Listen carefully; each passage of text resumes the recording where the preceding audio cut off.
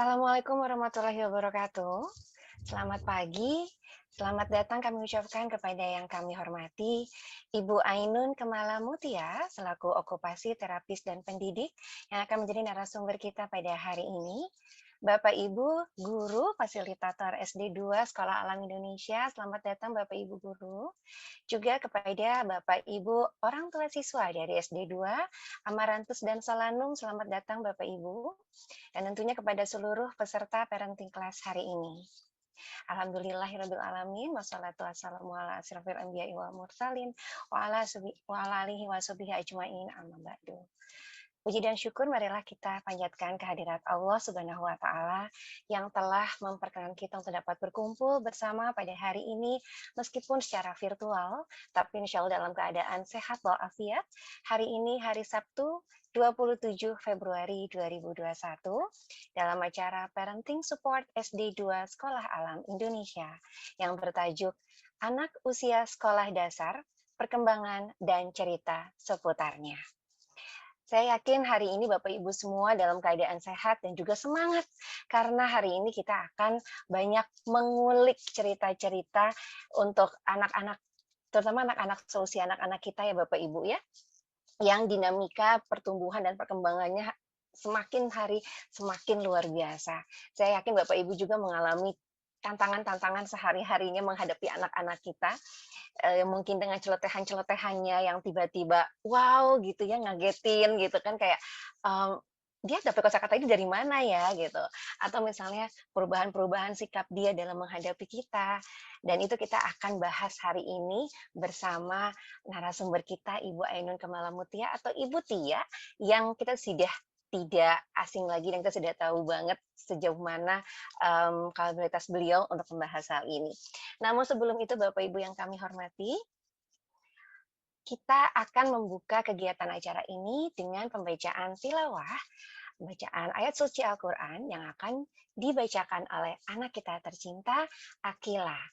Akila sayang sudah siap? Apakah kamu sudah siap sayang? Sudah. Assalamualaikum Akila. Baik, Bapak Ibu yang kami hormati, mari kita simak bersama tilawah dari Akila yang akan membawakan surat Al-Qalam ayat 1 sampai dengan 30. Assalamualaikum warahmatullahi wabarakatuh. Waalaikumsalam warahmatullahi wabarakatuh. Selamat pagi Bapak Ibu. Saya akan membaca surat Al-Qalam 1 sampai 30. A'udzu billahi minasyaitonir rajim. Bismillahirrahmanirrahim. Nun wal qalami wa ma yasturun. Ma anta bi ni'mati rabbika bimajnun. Wa inna laka la ajran ghairu mamnun. Wa innaka la ala khuluqin azim. Fasatubsiru wa yubsirun. Bi ayyikumul maftun. Inna rabbaka huwa a'lamu biman dalla an sabili wa huwa a'lamu bil muhtadin. Wala tuti'il mukazzibin waddu law tudhinu fayudhinun wala tuti' kulla halafim mahin hammazim masya'im binamim manna'il lil ghairi mu'tadin asim utullim ba'da zalika zanim kana zamali wa banim iza tutla alaihi ayatuna qala asatirul awwalin sanasimuhu alal hurtum inna balawnahum kama balawna ashabal jannati iz aqsamu la yasrimunna musbin wala yastasnun fatafa alaiha ta'ifum min rabbika fahum naimun fasbahat kasarim fatanadaw musbin anildu ala harsikum in kuntum sarimin فانطلقوا وهم يتخافتون ألا يدخلن اليوم عليكم مسكين وغدوا على حرد قادرين فلما رأوها قالوا إنا لضالون بل نحن محرومون قال أوسطهم ألم أقل لكم لولا تسبحون قالوا سبحان ربنا إنا كنا ظالمين فأقبل بعضهم على بعض يتلاومون Sadaqallahul azim. Assalamualaikum warahmatullahi wabarakatuh. Waalaikumsalam warahmatullahi Waalaikumsalam wabarakatuh. warahmatullahi wabarakatuh. Terima kasih Ananda Akila atas pembacaan ayat suci Al-Quran. Insya Allah hal ini akan menjadi doa kita semua juga. Terima kasih ya Akila ya. Baik Bapak Ibu yang kami hormati, acara kita pada hari ini, mohon maaf, saya mungkin perlu mengecek dulu apakah suara saya jelas Bapak Ibu? Jelas, Oh, baik, alhamdulillah. Mbak. Karena di saya suaranya agak feedback. Mohon maaf, ini wifi-nya biasa ya kalau dari rumah. Baik, Bapak Ibu yang kami hormati, saya ingin menyampaikan juga bahwa acara kita pada hari ini tentunya kita akan melakukan pembahasan mengenai materi kita pada hari ini dengan Ibu Tia. Nanti kita akan memiliki waktu hingga pukul 10 waktu Indonesia bagian Barat. Dan setelah itu kita akan lanjutkan dengan tanya jawab. Jadi nanti Bapak Ibu yang mau bertanya bisa mencantumkan pertanyaannya di kolom chat. Jangan lupa disebutkan nama, kemudian orang tua dari siapa, dan sebutkan pertanyaannya. Nanti insya Allah akan dibacakan oleh saya selaku host di sini, untuk kemudian dijawab oleh Ibu Tia pertanyaannya. Hanya saja nanti mohon dimaklumi pertanyaannya mungkin first in first serve ya Bapak Ibu ya. Jadi yang pertama masuk itu yang akan kami tanggapi, dan kita akan lihat dari sisi durasi, jika memang sudah memenuhi durasi, mohon maaf untuk pertanyaan yang tidak bisa dijawab, nanti kita tampung dulu. Dan kami juga ingin menginformasikan di akhir acara nanti akan ada link untuk mengisi absensi atau merekap absensi, nanti akan ada di akhir acara, akan ada di kolom chat juga. Dan hari ini kita sudah kedatangan narasumber kita yang luar biasa. Mungkin boleh saya menyapa dulu Ibu Ainun Kemala Mutia. Assalamualaikum, Ibu. Selamat pagi. Waalaikumsalam warahmatullahi wabarakatuh. Selamat pagi Bu Ola. Iya, selamat pagi Ibu. Segar sekali. Gimana Bu, apa kabar? Baik, alhamdulillah. Iya, lagi bisa balik ke SAI. Alhamdulillah. Kapan Bu terakhir Bu ngisi di SAI Bu? Kalau ngisi terakhir 2019 sebelum pandemi. Tapi kayaknya terakhir di Studal, bukan di di Studal Cipedak. Ya, bukan iya. Cipedak ya. Iya, kebetulan kita sekarang Cipedaknya pun virtual ya Bu ya. Iya betul. Lebih seru sebenarnya kalau kita ada di sekolah ya. Cuma memang kondisi saat ini ya, semoga aja teman-teman semua, Bapak Ibu di sini juga sehat selalu ya. Oke. Ibu Tia, tentunya kita sebelum memulai materi kita pengen kenalan sama Ibu Tia nih. Di sini pasti udah banyak yang kenal sama Ibu Tia, tapi nggak salah dong kalau misalnya kami sampaikan kembali siapakah Ibu Tia ini. Dapat sedikit contekan sebenarnya nih dari panitia mengenai Ibu Ainun Kemala Mutia. Boleh ya aku bacakan dulu? Boleh. Sebelumnya saya mau terima kasih buat Bu Ola yang nggak salah nyebut nama saya. Oke. Kenapa ya, memang biasanya banyak yang salah ya Bu? Iya, untuk Kemala Mutianya biasanya ada yang suka salah, tapi alhamdulillah Bola nggak salah. Baik, alhamdulillah kalau begitu ya. Terima kasih sudah memberikan saya brief. Baik, Ibu Ainun Kemala Mutia. Beliau merupakan seorang okupasi terapis dan pendidik yang memiliki ketertarikan khusus pada perkembangan anak usia dini, pola asuh, serta kemelekatan anak dengan orang tua. Ibu Tia merupakan lulusan Sarjana Psikologi Universitas Indonesia yang juga merupakan ahli media okupasi terapi Universitas Indonesia. Jadi dari segi background pendidikan akademisnya ini tidak diragukan lagi Bapak Ibu. Balik lagi untuk yang nanti mau bertanya sama Ibu Mutia, nanti boleh langsung catat aja pertanyaannya, masukin ke kolom chat, nanti kita insya Allah akan tanggapi. Dan Ibu Mutia ini juga, Ibu Tia juga banyak mendapatkan sertifikasi ya. Ada sertifikasi Circle of Security or COS, Parenting dari Melbourne, dan juga ada Attachment Certification Training dari Hong Kong. merupakan anggota dari Global Mentorship Alliance by Relationship Matters. Banyak sekali pelatihan yang sudah beliau ikuti dan mungkin beliau pun sekarang sudah menjadi trainer juga ya. Nanti mungkin Ibu bisa sharing juga hasil-hasil dari training Ibu dan juga bagaimana menghadapi kondisi anak-anak khususnya di zaman kiwari, Bu. Semakin dekat dengan gadget ya, Bu ya, semakin banyak terpaan informasi dari dunia luar. Ini orang tuanya benar-benar harus bisa adaptasi banget. So, kita nggak usah berpanjang-panjang lagi, kita langsung saja berikan panggungnya kepada Ibu Tia. Kami persilakan Ibu Tia untuk menyampaikan materinya. Ya, terima kasih Bu Ola. Bismillahirrahmanirrahim. Assalamualaikum warahmatullahi wabarakatuh. Waalaikumsalam. Sebelum saya mulai, saya mau mengucapkan salam khusus untuk teman-teman kolega saya sesama guru sekolah alam. Ada Pak Sandi, Bu Nida, Pak Nurholis, kemudian juga Bu Widya. Apa kabar Bapak Ibu? Mudah-mudahan sehat terus ya. Oke, nama saya tadi benar disebutin sama Bu Ola. Saya dipanggilnya Tia. Saya di sekolah alam 14 tahun belajar, bukan jadi guru sebenarnya karena saya lebih banyak belajar. Saya terakhir sekolah alam tahun 2018. Oke, saya langsung share screen aja.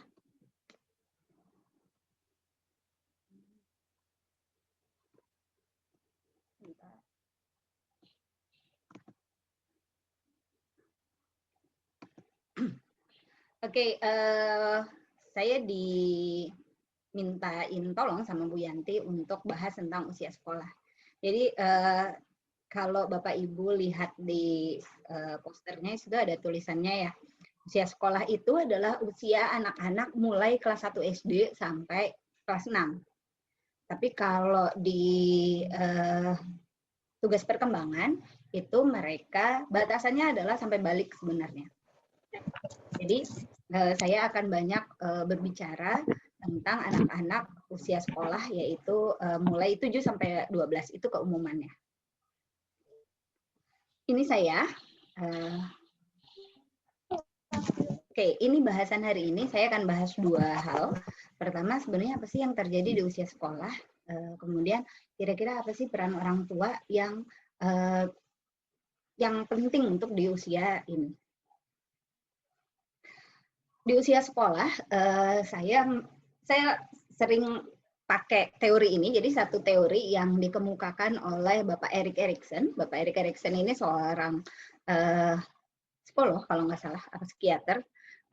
Dia punya teori namanya psikososial. Dan usia sekolah itu hal yang ada di setiap anak itu pertanyaan sebenarnya seberapa bagusnya sih saya, seberapa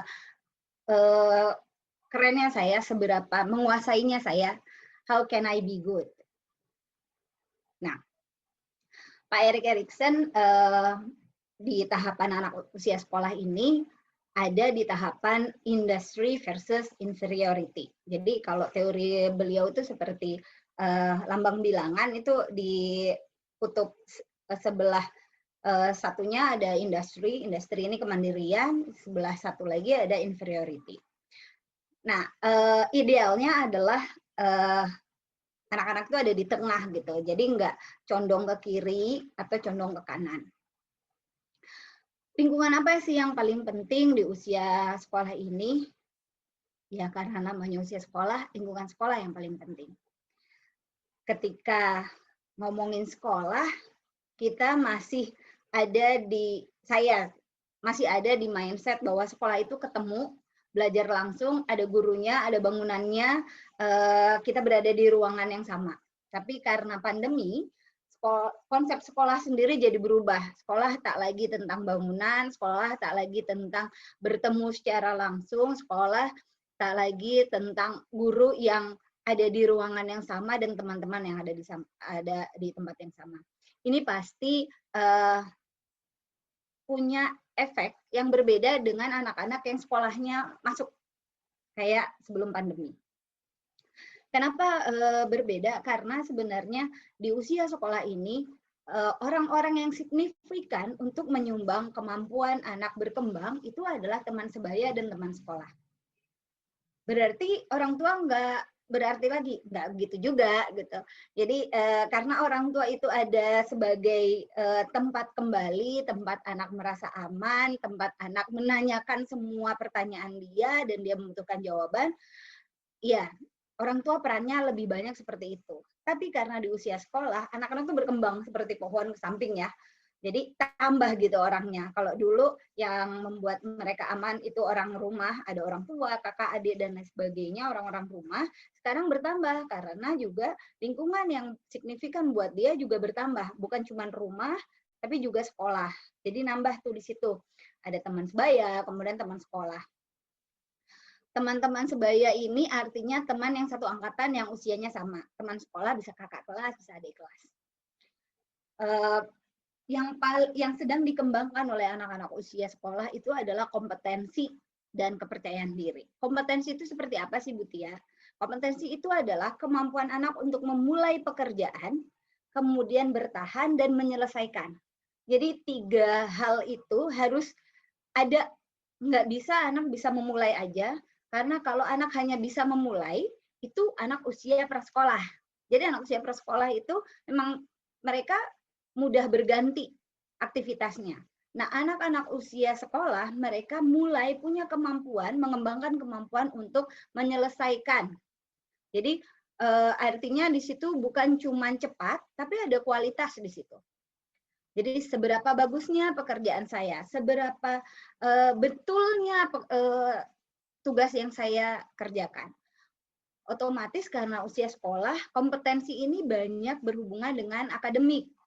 Matematik misalnya, kemudian bahasa Indonesia, bahasa asing, atau kemampuan untuk penalaran. Jadi memang karena usia sekolah artinya kemampuan akademik memang banyak menjadi bagian dari konsep diri dia.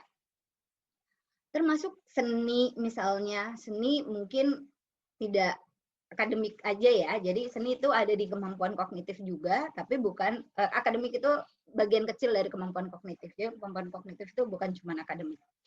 Nah, membuat anak punya kepercayaan diri. Saya punya contoh kasus, ini baru kejadian 2 hari yang lalu sama anaknya teman saya. Jadi anaknya kelas 3 SD, terus kita sama-sama mengechat, mereka sama-sama mengechat pot. Yang temannya dia itu lebih tua dan ada satu mentornya. Terus dia dari awal udah bilang, ini sampah yang aku kerjakan, ini sampah gitu. Terus dia ngerjain gitu sambil ngedumel gitu. Ini sampah, tuh jelek banget kan, pekerjaanku jelek banget gitu. Terus ibunya nanya gini sama saya, Tia ini mesti gue apain sih anaknya gitu. Gue bingung gitu, apa harus gue validasi perasaannya karena dia kecewa dan lain sebagainya. Gue mesti apa, dia bilang gitu. Karena gue lihat hasilnya dia nggak jelek kok, dia bilang gitu kan. Terus saya bilang, iya, peran kita sebagai orang tua udah nggak sebagai yang memuji lagi, sudah tidak signifikan artinya. Karena mereka harusnya dapat ini dari teman sebaya. Ada teman sebayanya yang menilai, enggak kok itu bagus, atau tiba-tiba ada teman sebaya, bikinin dong punya aku gitu. Aku pengen yang kayak punya kamu. Itu jauh lebih signifikan artinya untuk anak dan membangun kepercayaan diri dia.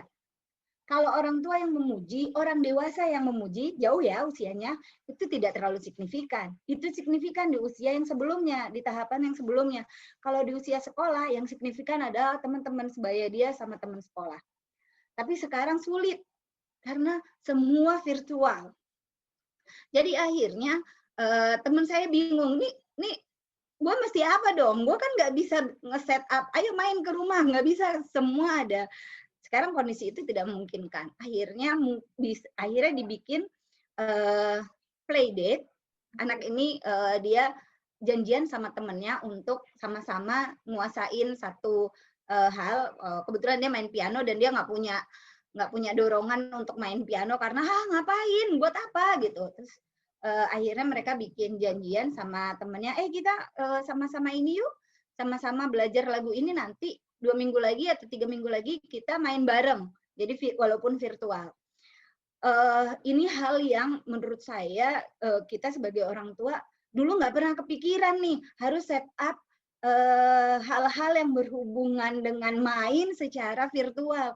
Karena buat anak-anak yang main ya ada sentuhannya, kemudian berantemnya juga langsung gitu.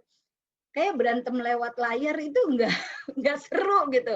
Terus ketemu langsung misalnya ngomongin film yang habis dia tonton bareng gitu. Sekarang kan enggak. Kebetulan saya ngajar di kelas 2 SD 2 kali gitu kan. Di pertama kali saya masuk sekolah alam dan terakhir kali saya ada di SD. Saya pegang kelas 2 itu. Dan saya ketemu gitu sama anak-anak ini, saya cuma lihat, oh ya emang seberapapun besarnya saya men-encourage mereka, murid-murid saya, itu nggak ada artinya ketika temennya merasa, itu jelek, bubar. Langsung kepercayaan dirinya langsung drop gitu kan. Ya karena tadi, sudah tidak signifikan. Ketika mereka bermain dengan temannya, mereka akan berusaha mencari cara supaya saya ini kelihatan. Entahlah dengan cerita, dengan mainan yang dia bawa. Terus kita sebagai orang dewasa suka bilang, kok dia kayak gitu ya Bu? Kalau sama saya dia nggak kayak gitu kok. Iya, karena orang dewasa akan mendengarkan anak kecil. Cara kita menghormati mereka, cara kita mengajari mereka cara mendengarkan adalah dengan kita mendengarkan cerita mereka kan. Itu membuat akhirnya ketika sudah di SD, sepertinya tidak terlalu signifikan peran orang tua. Kalau saya lihatnya bukan seperti itu, tapi saya lihatnya ada pergantian peran yang ditempatkan sebagai orang tua sebagai referensi. Misalnya, ini lagi-lagi contoh saya adalah contoh sebelum pandemi. Anak main nih ke rumah temennya, atau temennya main ke rumahnya dia. Terus tiba-tiba temennya buka kulkas. Sedangkan dia di rumah udah dikasih tahu nih sama ibunya, kalau kamu main ke rumah orang, jangan buka-buka kulkas ya, nggak sopan gitu. Nah temennya dengan tenang datang gitu, terus dia buka kulkas, terus dia cuma bengong gini. Terus dia bilang, ih kamu nggak sopan. Kok aku nggak sopan? Iya kamu bukain kulkas. Emang kalau buka kulkas nggak sopan? Akhirnya mungkin ketika temennya pulang, dia akan tanya sama ibunya, ibu, kenapa temanku tadi buka-buka kulkas? Kan kata ibu nggak sopan. Kok dia melakukan itu? Atau jadi akhirnya kan ibunya harus memberikan pandangan kan, persepsi. Oh iya mungkin gini Mas, di rumahnya dia nggak apa-apa. Tapi kok ibu ngasih tahu ke aku nggak boleh? Iya, karena kita punya aturan yang berbeda. Jadi dia akan membenturkan aturan-aturan yang dia dapat dari rumah, nilai-nilai yang dikuatkan oleh rumah, itu ketika dia bermain dengan temannya. Sekarang susah sih memang ya, lagi-lagi gitu. Bagaimana cara anak menguatkan nilai baik yang dia dapat dari rumah, value yang dia dapat dari rumah ketika dia bermain. Kalau di kelas pada umumnya biasanya mereka akan menguatkan nilai-nilai itu ketika mereka berbenturan, berdiskusi sama temannya, berantem kadang. Saya tipe guru yang senang lihat anak berantem dalam tanda petik. Kalau mereka eyel-eyelan gitu ya. Oh, enggak begini. Saya cuma lihat gini. Oh, ternyata ketika mereka sama-sama berdebat dan kuat, mereka sedang berusaha untuk menguatkan apa yang saya tahu, apa yang menjadi pendapat saya dengan pendapat orang lain. Menjadi masalah buat saya ketika saya lihat satu lagi kok diem aja. Oke, itu yang jadi PR saya. Bukan anak yang enggak begini. Oh, kalau itu saya nggak ragu. Dia tahu bahwa yang saya pegang ini benar, terlepas dari orang lain merasa itu salah, nggak masalah. Saya dapat ini dari rumah atau ini yang saya pahami dan itu yang saya pegang. Nah, kalau ada anak yang dia harusnya ketika ngobrol sama teman-temannya ikutan ngobrol tapi dia diem aja, saya akan banyak mengobservasi dan saya akan tanya sebenarnya sama orang tuanya bagaimana dia di rumah. Karena dia tidak punya bekal yang cukup untuk bergaul dengan teman sebaya karena dia khawatir nih, nanti temanku berkata apa ya, nanti kalau orang lain nggak dengerin saya jadi ngerasa malu. Penting banget di usia ini adalah karena anak-anak udah merasa inferior gitu ya. Jadi kalau dia nggak diterima sama temennya, dia akan punya rasa bahwa oh ya aku aku kecil gitu, aku tidak baik, I'm not good. Itu ada di usia ini. Tapi Bapak Ibu nggak usah khawatir, usia ini rentangnya banyak ya, rentangnya antara 5 sampai 6 tahun. Jadi kalau baru kelas 2 itu masih dekat dengan tahapan usia bermain, usia sebelumnya. Jadi artinya nggak usah khawatir, masih banyak kok tahapan yang masih banyak kesempatan yang akan didapat anak. Jadi jangan sampai kalau anak saya nggak bisa debat sama anaknya, anak saya pasti inferior. Enggak, ini dinamis bentuknya. Jadi enggak A atau B gitu. Jadi dinamis. Oke. Nah, kompetensi tadi lagi-lagi ini bukan cuma sekedar dia cepat, tapi dia juga punya kualitas.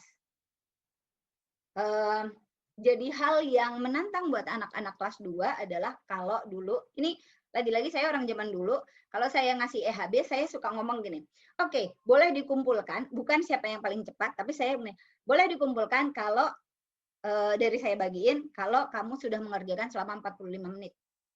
Jadi mau dia sambil ogel-ogel di bangku udah gayanya banyak, ya stay. Karena kamu harus bertahan. Karena kamu harus punya kemampuan, harus mengembangkan kemampuan bertahan di aktivitas itu walaupun kamu sudah selesai misalnya. Ada anak-anak yang memilih karena nggak boleh nyolek-nyolek temannya, tidur.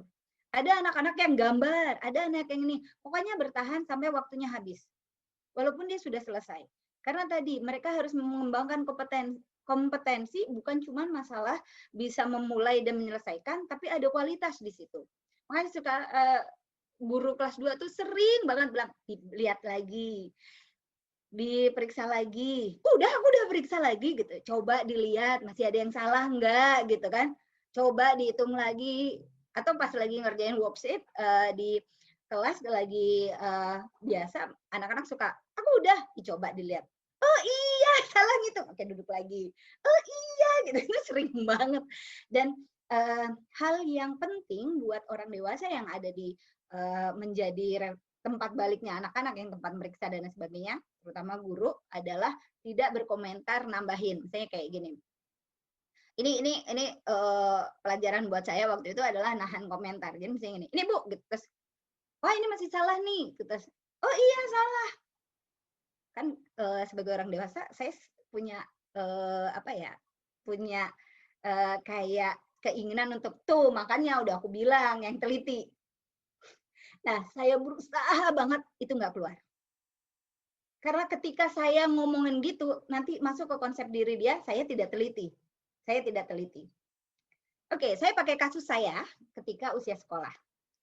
Sampai sekarang, saya bukan orang yang tahan untuk ngerjain pekerjaan yang berhubungan dengan craft. Menjahit, mengunting, apalah gitu, tempel, berhubungan dengan seni, saya nggak tahan. Karena kalau saya track balik, ini ketika di usia sekolah, kebetulan saya SD-nya tidak di Jakarta. Nah, guru saya itu nyeni banget gitu. Jadi seneng banget yang berhubungan dengan keindahan. Jadilah prakarya itu menjadi suatu pelajaran yang banyak gitu kan. Jadi yang bikin inilah, bikin itu, bikin ini, bikin itu. Saya anak yang nggak bisa diem. Saya memulai, tapi saya nggak menyelesaikan. Jadi saya suka bawa pulang, terus habis itu sampai rumah, tiada PR nggak, kata ibu saya. Ada itu gitu. Tapi aku nggak mau ngerjain, aku udah ngerjain itu udah segitu gitu kan. Terus ya udah saya tinggal. Saya tipe yang habis itu saya tinggal gitu kan. Terus ibu saya dan adik saya itu lebih tahan kan mereka. Adik saya perempuan di bawah saya. Mereka menyelesaikan gitu. Jadi saya dibantu, dikerjain gitu. Saya bawa, terus saya bangun besok pagi, saya bawa ke sekolah. Yeay, udah selesai. Sampai tapi ibu saya selalu ngomel kan, kamu udah kerjaannya nggak dikerjain, gini. Sampai akhirnya suatu saat ibu saya nggak mau mengerjakan. Dan saya sebagai yang punya tugas kan nggak mau jelek di depan guru. Jadi akhirnya pagi-pagi saya gedubrakan, saya kerjain semaunya saya gitu. Sampai bangga dong bawa ke sekolah. Itu dikumpulin ke gurunya cuma bilang, kan nggak gini tugasnya. Oke. Habis itu saya dihukum di depan kelas. Sampai sekarang itu ada di saya. Jadi ada inferiority yang berhubungan dengan kemampuan untuk mengerjakan sesuatu yang butuh ketekunan. Karena tadi saya dibantu menyelesaikan, diambil alih tugas saya, bukan dibantu untuk menyelesaikan, oke ditungguin ini, yang ini. Teman-teman, saya akan ngomel. Anak-anak pasti akan ngomel sepanjang menyelesaikan dari awal sampai akhir. Kalau saya melihat itu bagian mereka meregulasi. Jadi kalau orang tua suka dulu tanya, Bu Tia itu tuh kayaknya rolling booknya keberatan deh. Oh, kenapa Bu? Soalnya mereka nih, ini susah banget sih rolling booknya gini, ngomel terus. Saya cuma nanya, selesai nggak Bu tugasnya? Selesai. Biarin aja kalau ngomel gitu mah. Itu bagian dia meregulasi bahwa, oh iya ini tugasnya berat, tapi saya nggak menyerah, saya tetap ngerjain walaupun saya sambil ngomel. Ya udah, itu bagian yang kita sebagai orang dewasa tahan aja. Orang kita juga suka ngomel kok sambil masak atau sambil apa, ya udah gitu. Masa iya anak-anak enggak gitu. Apalagi anak ini baru 7 atau 8 tahun di dunia. Otomatis mereka banyak hal yang mereka nggak tahu, banyak hal yang mereka akan komplain. Oke. Dan ini semua akan berhubungan dengan konsep dirinya dia. Tadi saya jelek di konsep diri yang berhubungan dengan kreativitas. Tapi saya sangat punya konsep diri yang kuat berhubungan dengan kata-kata, bahasa. Saya tahu bahwa kekuatan saya di situ. Karena dulu saya selalu dimintain tolong sama teman saya untuk berhubungan dengan itu. Bikin drama, Tia aja deh yang bikin skripnya gitu. Bikin naskahnya gitu. Jadi saya punya konsep diri yang kuat di situ karena bukan cuma dari orang tua menguatkan, teman-teman saya juga menguatkan. Jadi referensi atau jadi orang yang dirujuk, kamu aja yang ngerjain gitu. Oke. Ada beberapa perilaku menantang yang muncul nih di usia sekolah. Pertama, senang protes. Ini kayaknya tadi beberapa kali saya sudah kasih contoh. Semua diprotesin. Semua yang dulu dia nggak protes, kenapa sekarang protes? Iya, karena dia kan berkembang. Kemampuan berpikirnya juga berkembang. Kemampuan untuk melihat dari sudut pandang orang lain juga berkembang. Dari yang sebelumnya masih dari sudut pandang dia di usia bermain, sekarang bertambah nih. Jadi ada sudut pandang orang lain. Lebih mudah merasa kasihan. Kemudian dia juga berpikir dengan cara sendiri.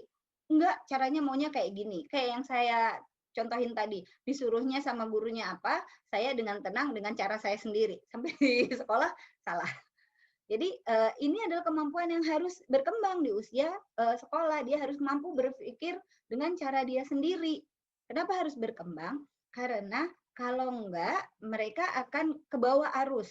Tapi ini kelihatannya jadi seperti perilaku menantang. Karena kenapa sih dikasih tahu yang benar nggak mau? Maunya pakai cara yang itu gitu kan. Sampai senewen ibunya. Kemudian menguji aturan.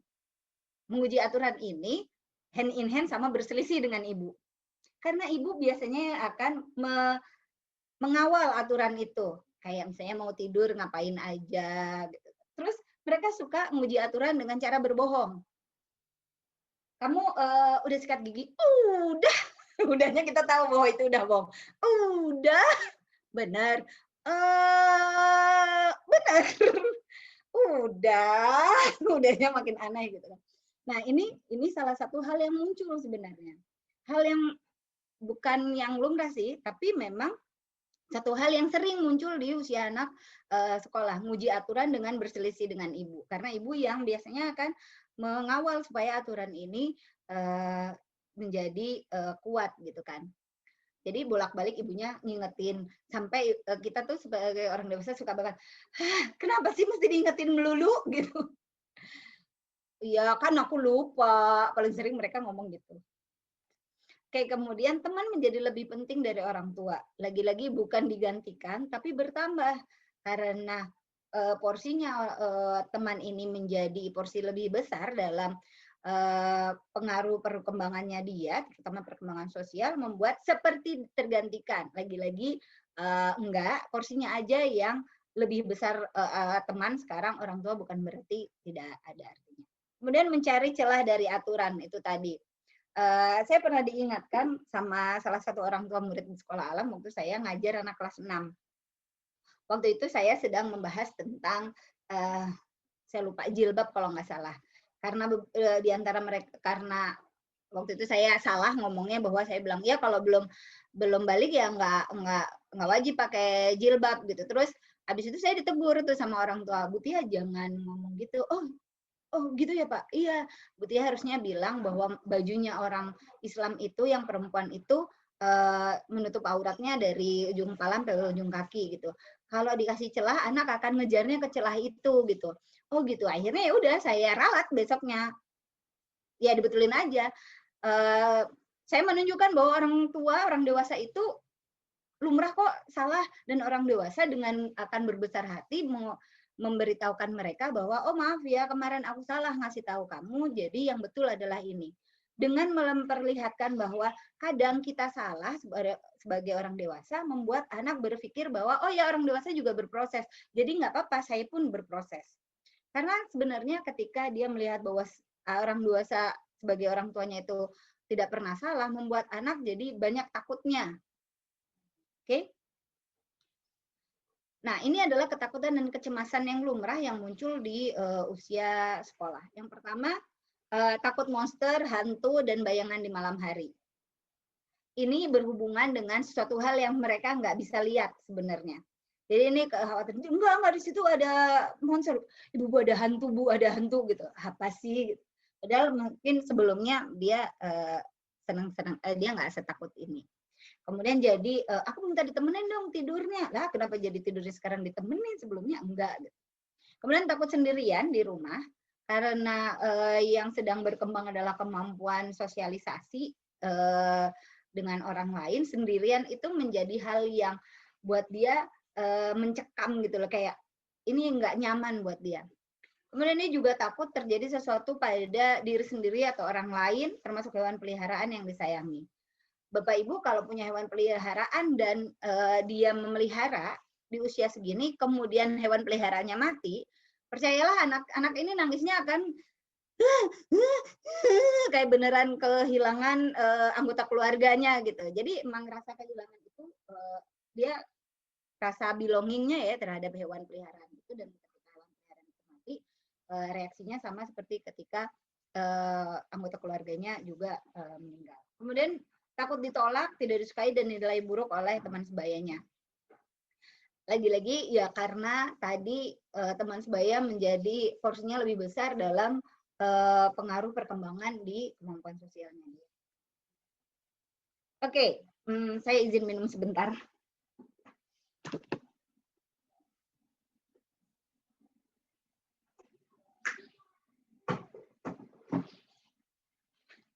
Oke, tadi saya bahas tentang apa sih sebenarnya yang terjadi di anak usia sekolah.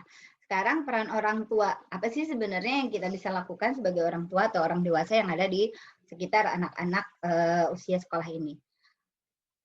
Ini prinsip yang ada di saya ketika saya mengajar di kelas berapapun, mulai dari preschool, kelompok bermain, sampai saya ngajar SMA, bahkan sampai saya ngajar di mahasiswa di kampus juga, saya selalu pakai prinsip yang di bawah ini, membantu mereka untuk bisa bantu diri sendiri. Artinya bisa jadi saya harus menahan bantuan langsung, kayak dari pemerintah ya. Saya bisa jadi hanya memberikan komentar atau pertanyaan membuat mereka berpikir.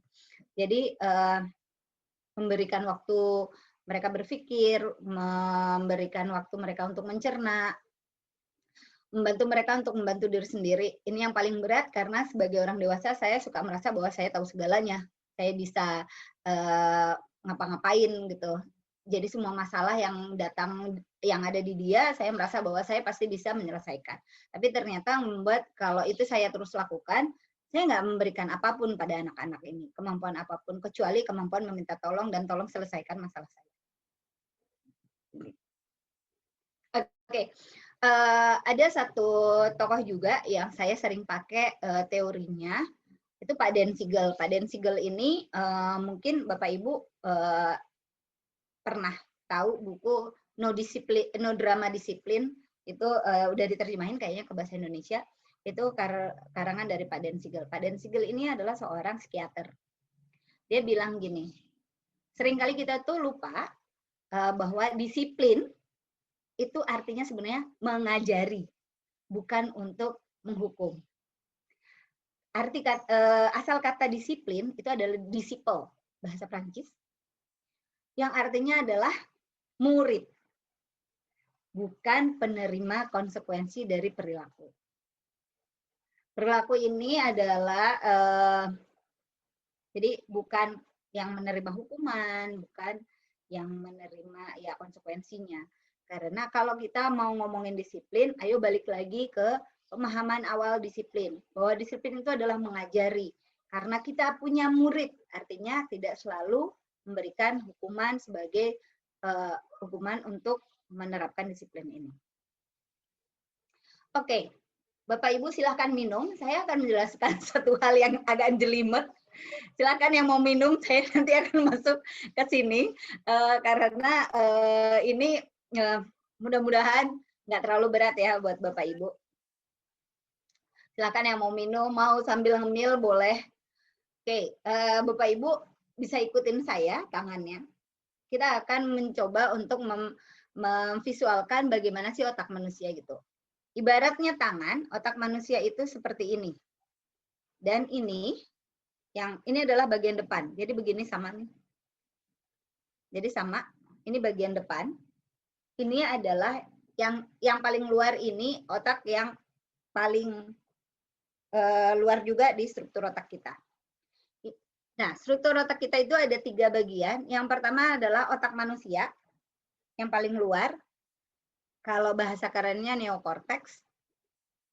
Ini fungsi-fungsi manusia ada di situ, fungsi eksekutif, berpikir, kemudian problem solving, kemudian mempertimbangkan baik, buruk, boleh, enggak, gitu. Itu ada di sini. Kemudian di sini pertanyaannya apa yang bisa saya pelajari? Nah, setelah otak manusia itu ada otak mamalia. Ini harusnya begini. Ini adalah limbic system, otak yang bagian tengah. Ini pusatnya emosi dan ingatan. Ini ada di semua mamalia. Artinya di kambing ada, di kucing ada, di singa juga ada, gitu kan. Semua mamalia dia punya bagian ini. Di sini adalah apakah saya dicintai? Itu pertanyaan yang ada di bagian di tengah ini. Kemudian yang terakhir adalah brainstem, batang otak atau otak reptil. Di buaya ada, di kadal ada, di cicak ada. Ini fungsinya untuk fungsi survival, menyintas. Apakah saya aman? Oke. Kalau kita mau memfungsikan otak manusia, kondisinya harus seperti ini. Artinya, saya harus aman, saya harus dicintai, baru saya bisa belajar. 80% drive perilaku kita itu ada di mammalian brain. Artinya kita lebih sering merasa tidak dicintai yang membuat kita sulit untuk belajar. Karena kalau belajar harus begini posisinya, yang ambil alih kerjanya harus otak yang paling tinggi levelnya, otak mamalia, dan harus terintegrasi sama luar diri. Harus diterima sama orang di luar diri juga, harus merasa aman secara sosial juga, membuat kita bisa berfungsi full sebagai manusia, termasuk mengembangkan kemampuan yang paling tinggi. Jadi kalau lagi sakit panas, itu ada di otak, batang otak, di reptilian brain, membuat susah ngafalin perkalian, nggak usah gitu. Ditanya, mana yang sakit? Oh, sakit semua. Itu anak-anak dengan kondisi yang kurang tidur, kemudian gizinya kurang bagus juga, dia akan kesulitan karena secara fungsi menyintasnya aja belum penuh. Jadi ini satu hal yang penting dulu kalau saya ngomongin ke orang tua di usia sekolah adalah anak harus punya pola tidur yang bagus. Pola tidurnya kalau dia harus bangun jam 6 atau jam 5, kalau dia butuh tidur 9 sampai 10 jam, tarik. Jadi dia harus tidur jam berapa? Bukan dihitung dari pertama tidur, tapi misalnya kalau jam 5 berarti 9 jam. Dia harus tidur jam 8. Jadi artinya energinya akan terpenuhi secara tidur itu. Karena kalau enggak cukup energinya untuk dia belajar berikutnya. Kemudian dia harus merasa aman. Makanya anak-anak yang baru pindah sekolah, baru sekolah pertama kali, akan banyak nangis, akan merasa waspada, akan diem aja ketika dia merasa bahwa sebenarnya aku udah diterima belum ya sama orang-orang di sini. Akan sulit. Dulu waktu sekolah alam masih terima murid pindahan di kelas 3, 4, 5, kita biasanya akan membiarkan anak yang pindahan itu 1 bulan untuk seperti euforia, nggak mau belajar, terus maunya ada di luar kelas. Iya, karena kita tahu bahwa anak-anak itu punya waktu transisi dari sekolah yang konvensional ke sekolah alam. Habis itu baru kita bisa berfungsi. Anak-anak yang lebih sering mendengar teriakan, intonasi yang tinggi, biasanya mereka sulit untuk belajar. Guru-guru yang pakai intonasi tinggi, ini saya belajar dari diri saya sendiri ketika mengajar iseng merekam, astagfirullah ini kenapa suara kenceng banget gitu, pantas anak-anak kalau udah saya ngomong langsung standby gitu kan, langsung alert gitu, terus nggak ada yang dia ingat. Akhirnya saya belajar, apalagi sekarang setelah dari SD saya pegang preschool, belajar untuk menyederhanakan kata dan memelankan intonasi. Intonasi saya jadi kalau anak nangis saya gini, oke, kamu, oke, nah, oh sedih ya, oke, mau aku peluk? Enggak, ya udah, aku di sini aja. Jadi saya yang ngomongnya kenceng itu bisa seperti itu ketika saya rasa bahwa saya nggak bisa pakai cara yang sama gitu. Jadi dan kata-kata ya intonasi suara yang lebih rendah itu membuat anak jauh lebih merasa aman dan mereka jauh lebih turun kecemasannya. Nah, apa bedanya disiplin sama hukuman? Saya bahas tentang hukuman dulu.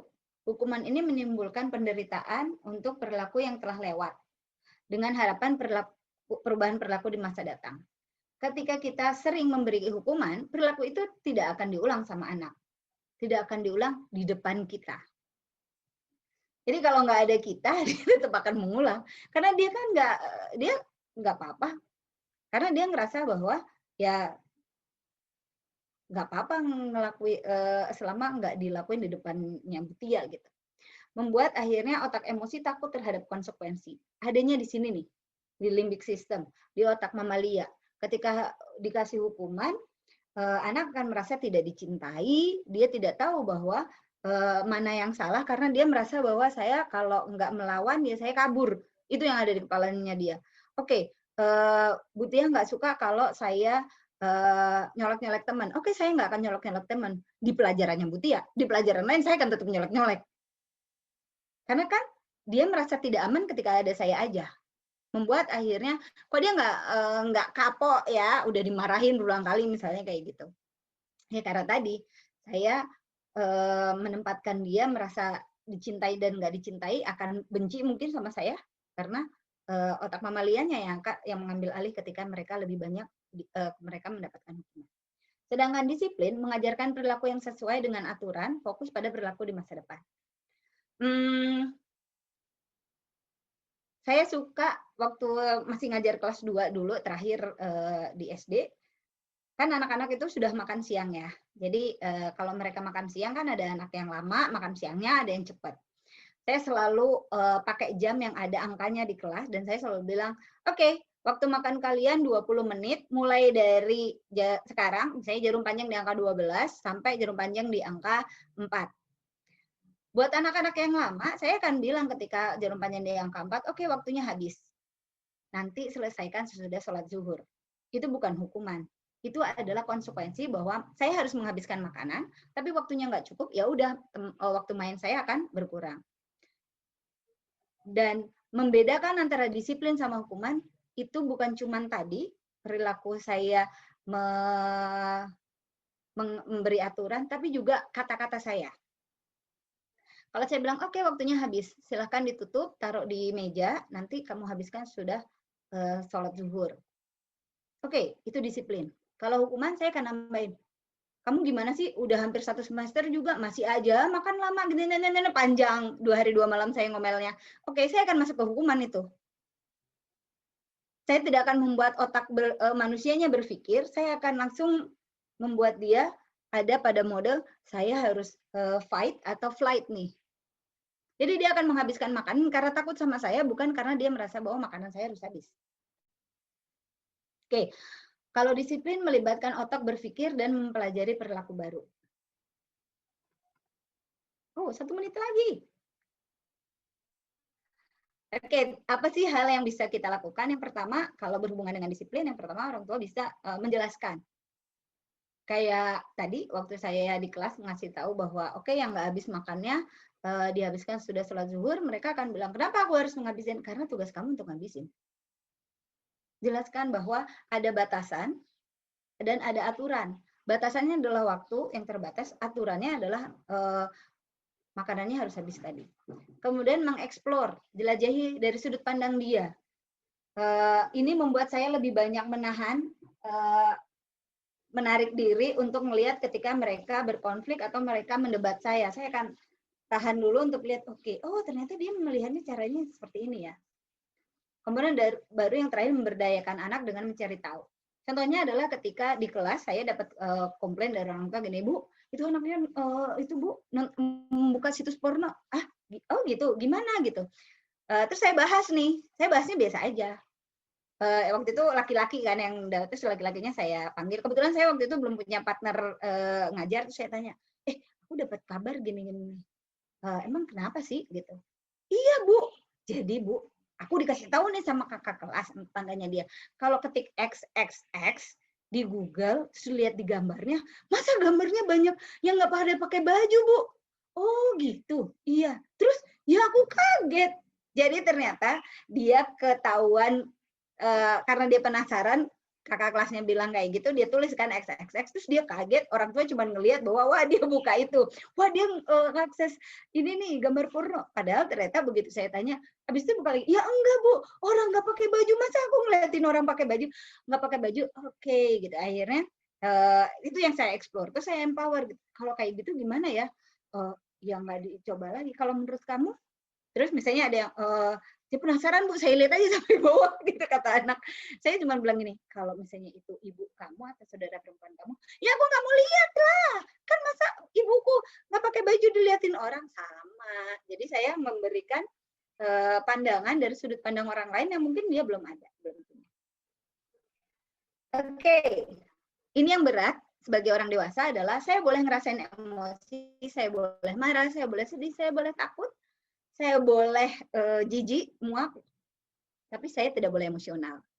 Ketika saya marah, tersinggung sama apa yang dilakukan sama anak-anak, saya punya tugas sebagai orang tua menunjukkan bagi orang dewasa bagaimana sih orang dewasa ini menghadapi marahnya dia.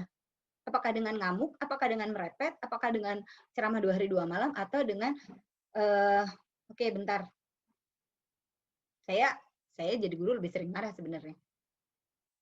Dan anak-anak lihat bagaimana saya marah, bahwa yang mereka lakukan menyinggung perasaan saya, bilang, oke, itu bikin aku sedih sih. Aku tersinggung dengan apa yang kamu lakuin.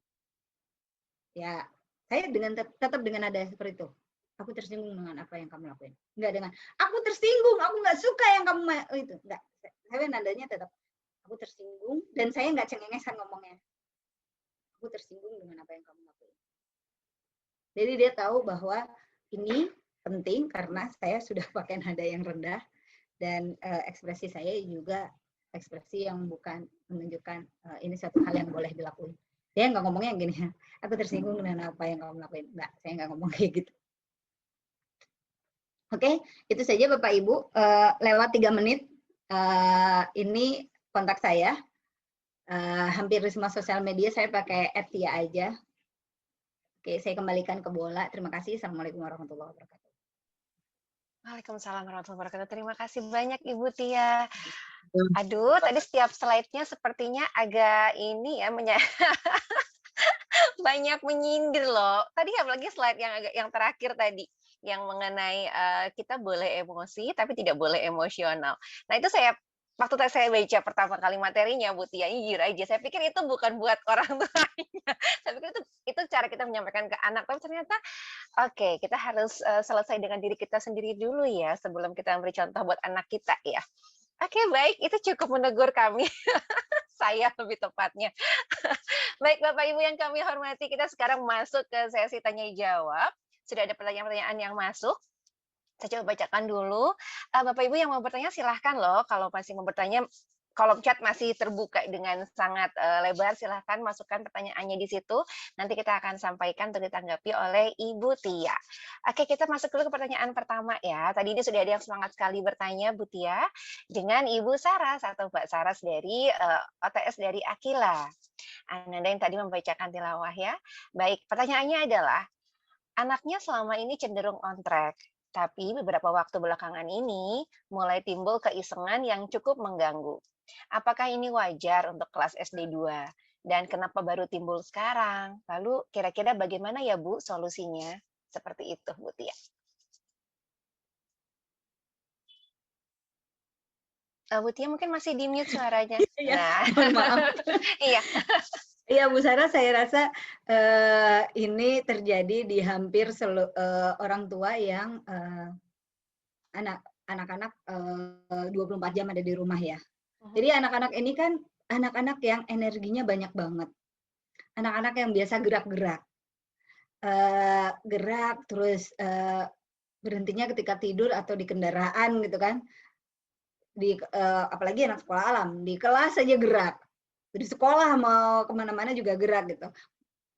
Ini membuat ketika stay di rumah 24 jam, yang dulunya nggak muncul keisengan ini, akhirnya mereka punya energi yang berlebih, yang membuat akhirnya melakukan hal-hal yang membuat mereka penasaran, coba gitu. Kalau misalnya tadi Bu Saras ngasih contoh keisengan, mungkin bisa jadi kalau ini kakak atau misalnya ini adik, dia gangguin saudaranya gitu. Kalau saudara laki-laki, itu pasti sampai tua juga akan godain saudara perempuannya. Tenang aja. Jadi bukan cuma di anak kelas 2. Bapak di sini pasti mengalami juga Pak. Mungkin bapak-bapak di sini masih kalau ketemu kakaknya atau adiknya yang perempuan ya masih tetap disenggol-tenggol atau Bawaannya pengen jahilin diisengin gitu ya. Karena kalau saya lihat ya ini bagian dari dinamika keluarga, kakak adik terutama saudara untuk bagaimana mereka merasa aman. Jadi dia terus iseng karena dia tahu gitu loh bahwa saya akan baik-baik aja sebenarnya walaupun misalnya saya berperilaku yang menantang gitu. Karena dia tahu bahwa tempat ini aman, tapi saya nggak tahu mesti ngapain lagi. Saya penasaran, coba begini. Kalau dia nggak punya saudara perempuan, yang digoda adalah ibunya. Semua yang biasanya iya jadi enggak gitu. Jadi kayak balik anak balita lagi ya, semuanya enggak gitu. Kalau ini lebih ke kayak bohong gitu. Kamu udah cuci tangan habis makan misalnya, ibunya makan yang beda terus dia habis makan. Udah, benar udah cuci tangan. Udah, kok masih ada itu bekas sambelnya? Oh, belum bersih berarti. Dia balik lagi. Terus belajar untuk bohong. Nah, kalau buat saya, kalau Bu Saras tadi tanya, lumrah nggak sih Bu Tia kalau kayak gini? Ini satu hal yang dinamis ya. Jadi kadang muncul, kadang enggak. Yang penting adalah reaksi kita ketika ketemu sama menghadapi perilaku tadi. Lagi-lagi kalau kita merasa terganggu, sangat terganggu, biasanya kita akan marah. Ih, Mas udah dibilangin jangan colek-colek ibu terus. Colek lagi. Ada hal di mana yang menarik adalah anak-anak itu yang dia kejar bukan keisengan tapi reaksi. Dia tahu nih, kalau aku colek ibu lagi, ibu akan teriak nih. Aku pengen coba colek lagi. Nanti dia lewat mau ke dapur, colek lagi ibunya. Mas! Atau adiknya, colek lagi. Adiknya teriak, yang dikejar teriakannya.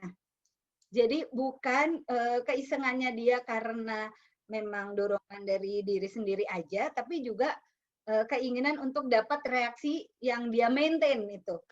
Saya rasa itu yang di-maintain juga sama saudara laki-laki, saudara perempuannya sampai usia berapapun. Yang di-maintain adalah bahwa saya ya tadi reaksi. Jadi yang menurut saya yang bisa kita lakukan adalah bagaimana kita bereaksi. Misalnya, udahlah jangan dicolek, ibu ada di sini kok. Misalnya kita menahan untuk biasanya kita teriak, sekarang biasa aja gitu. Itu berat karena butuh latihan, karena kayak oke, nggak boleh teriak. apa sih Mas? Kenapa sih dicolek sakit? Tahu bukannya geli yang ada, misalnya kayak gitu. Atau misalnya ini yang sering dilakuin juga ketika di rumah tuh ada gabus. Kalau anak laki suka main pedang-pedangan pakai gabus dan susah dibersihin pastinya habis itu. Terus kita sibuk. Astagfirullah. Oke, beresin dulu. Ah, Bu, ini susah diberesin. Ya kan kamu tadi yang main. Ayo Ibu tungguin. Ibu nggak mau bantuin nggak? Ibu kan tadi nggak ikut main. Aku tungguin sini. Ah, Ibu nggak usah ditungguin deh, nanti aku kerjain. Oke, Ibu di dalam. Nanti 5 menit lagi Ibu balik ya. Udah selesai? Udah pasti udah selesai. Balik lagi. Lah kok belum selesai? Oh, yang itu belum berarti. Selalu ada cara untuk mereka tadi membuat alasan. Saya melihat dari dua sisi. Perilaku itu tidak buruk, tidak baik ya. Jadi perilaku itu biasanya netral. Jadi kalau dia membantah misalnya saya gitu, ketika saya bilang terus masih alasan mulu, itu bagian dari bisa jadi dia memaintain kebutuhan dia untuk adanya orang dewasa. Jadi kalau kayak gelas, kayak misalnya gelas gitu ya, ini teko sih sebenarnya. Gelas isinya adalah koneksi yang membuat dia merasa aman. Itu gelas ini kan kayak kalau air ini kan suka turun ya, karena kita minum habis. Nah, cara anak mengisi ini koneksi membuat dia merasa aman, membuat dia merasa dicintai itu dengan cara yang macam-macam. Balik lagi, menurut dia semua cara akan dia coba dan dia akan meminta orang untuk mengisi ini, mengisi rasa dicintainya dia ke siapapun. Kalau dari ke ibunya nggak dapat, dia akan coba untuk ke ayahnya misalnya, ke pengasuhnya misalnya, atau ke saudaranya. Pokoknya saya ingin merasa aman dan merasa dicintai ini tanpa sadar, dia akan melakukan perilaku untuk memenuhi teko tadi. Itu balik lagi ke pola attachment di bayi sebenarnya. Tapi itu dinamis, selalu akan dilakukan, bagian dari dinamisasi perilaku kita dengan orang lain. Itu sih, panjang ya.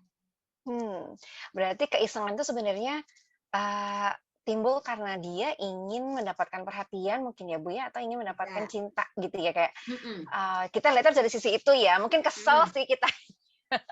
Kesel banget. Tapi supaya nggak kesel mungkin lihatnya dari sisi itunya kali ya Bu ya. Atau bisa gini, kalau dia sudah merasa bahwa dicintainya sudah ada gitu, dia sudah penuh, dia sedang mencoba cara baru berkembangnya kemampuan berpikirnya dia, mempelajari hal baru. Katanya kalau ini begini, coba kan rasa ingin tahu itu muncul dari keinginan, rasa apa yang bisa saya pelajari kan muncul dari keingintahuan kan. Katanya kalau ini dicampur ini jadi begini gitu. Terus kayak, ya Allah, kok jadi berantakan? Kok jadi ini? Kok jadi ini gitu. Yang saya ingat dulu waktu saya SD, saya nyoba untuk naruh bensin di wadah plastik gelas aqua dan meleyot, pastikan. Gelas aquanya tuh bensinnya kemana-mana. Ibu saya cuma, ini kenapa bawa bensin? Tadi aku nuang terus bolong. Nggak tahu sih Tianya ini. Terus ibu saya cuma, ya udah. Terus paling bapak saya cuma bilang, itu hati-hati ya kalau ada api nanti dia akan kebakar. Jadi akhirnya bapak saya yang ngasih tahu gitu. Ibu saya kayaknya udah termasuk kebal sama keisengan yang saya lakuin waktu kecil. Iya, memang yang belajar nggak cuma anak ya, tapi juga orang tuanya banyak belajar ya Bu ya. Oke baik, kita masuk ke pertanyaan berikutnya. Semoga Mbak Saras cukup puas dengan tanggapannya. Nanti kalau masih kurang puas, tadi kita sudah dapat nomor dan juga kontaknya dari Bu Tia. Kita bisa langsung kontak Bu Tia juga. Nah, kita lanjut pertanyaan berikutnya, datang dari Bapak Rahendra, merupakan orang tua dari Isya. Pertanyaannya, bagaimana menyikapi dan menanggapi anak yang berbohong? Biasanya saya berbicara lebih baik, bicara jujur dan mengakui walaupun terlambat. Menegaskan juga konsekuensi bohong itu apa aja gitu. Tapi tampaknya kok masih belum berdampak banyak ya Bu katanya. Nah, bagaimana nih menyikapinya Bapak Rahendra? Terima kasih Bu. Oke. Jadi kita itu akan berbohong ketika kita merasa terancam sebenarnya. Itu di kita normalnya kita akan merasa berbohong untuk menghindari konsekuensi. Tapi anak-anak itu juga kadang berbohong untuk mengetes konsistensi kita sebagai orang dewasa.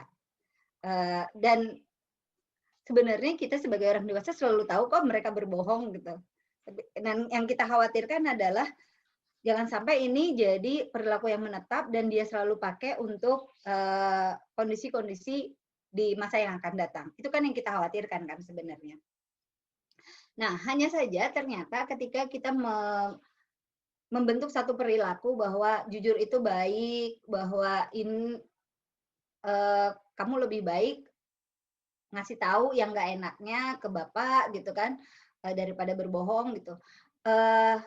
Walaupun kita udah kasih tahu, nggak selama ternyata perilaku itu akan diuji sama anak-anak. Akan ada saat di mana dia berbohong, atau karena dia menghindari konsekuensi yang dia nggak suka, misalnya, kalau aku ngomong jujur, habis ini diceramahin. Dia nggak suka ceramahin, udah bohong aja.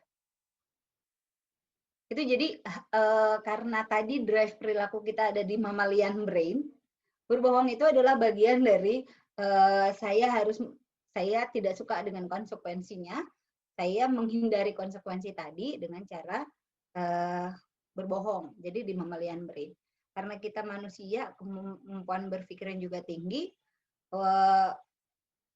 tadi ada di fight atau flight, di-combine sama kemampuan berpikir kita, makanya kita menjadi berbohong. Mamalia nggak ada yang berbohong sebenarnya. Itu adalah kita sebagai manusia yang lebih tinggi dan punya kemampuan berpikir, hanya kita berbohong.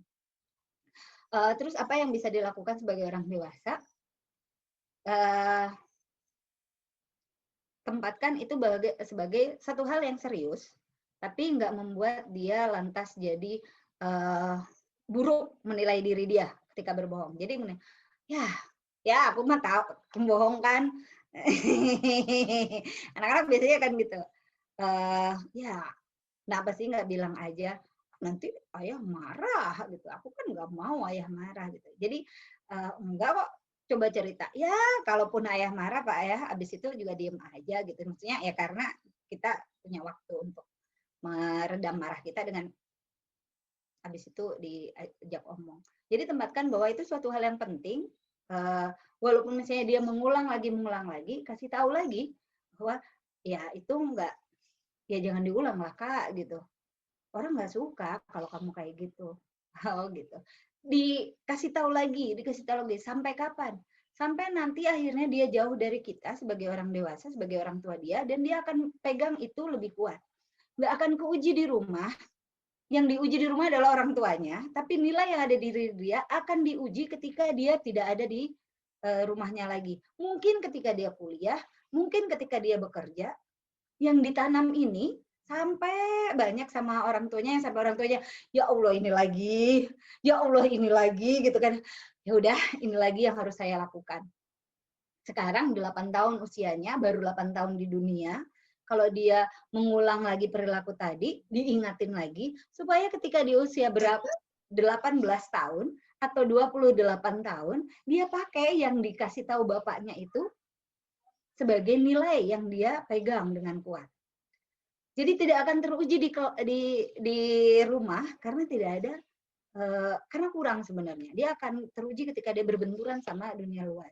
Kita hanya bisa balikin lagi bahwa itu satu hal yang penting, jangan diulang.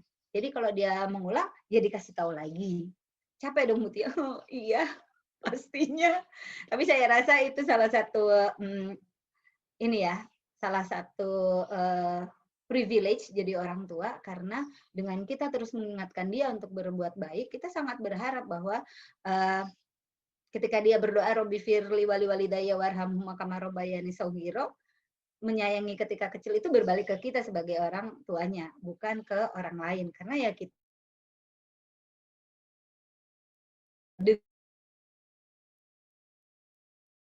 juga kita selalu balik lagi bahwa itu nggak boleh dilakuin, ngomong dengan serius. Itu sih mudah-mudahan menjawab ya, karena saya rasa ini tugas yang panjang akan selesai Pak. Betul, betul sekali Bu Tia, itu terasa sekali memang ya, kita harus selalu mengingatkan anak kita mengulang mengulang dan mengulang, karena memang tugas kita memang hanya itu mungkin ya Bu ya, emang tadi kita harus memupuk kebaikan-kebaikan itu dari sekarang, walaupun nanti mungkin tidak berbalik langsung pada kita, tapi insya Allah itu akan jadi, manfaat untuk dia di kemudian hari, begitu ya Bu ya? Iya. Bismillah, semoga kita semua dikuatkan ya Bapak Ibu ya, istiqomah untuk bisa memberikan yang terbaik buat anak kita. Baik, kita Amin. lanjut ke pertanyaan berikutnya dari Bapak Iman, orang tua dari Shivana. Pertanyaannya, nah ini kayaknya sering kejadian juga nih. Saya mengalami juga. Katanya gini, bagaimana nih Bu caranya mengatasi anak yang sering berkompromi dan berdebat atas aturan yang sudah ditetapkan? Nah, ini nih, silahkan nih Bu, gimana nih cara kita mengatasinya? Eh, ini pekerjaan yang never ending sebenarnya sebagai orang dewasa. Saya bukan cuma di rumah. Kalau ditanya ke Fasil juga, saya rasa teman-teman guru kelas 2 bilang, itu lagi, gitu kan. Kita ini pekerjaan yang panjang. Nah, kompromi itu bagian dari dia ngetes konsistensi kita sebagai orang dewasa yang ngasih aturan. Seberapa banyak, seberapa kuat sih kita mengawal aturan tadi. Dia akan cari celah dari aturan dengan cara berkompromi. 2 aja ya Bu, gitu. 2 sekarang, habis itu 2 lagi ya. Atau anak-anak dulu suka ngeluh ke saya ketika gini, Ibu, banyak banget sih nulisnya. Ya kan udah kelas 2. Kalau kelas 1 sedikit. Oh iya ya. Kelas 2 capek ya kalau nulis banyak, tapi dia tetap nulis gitu.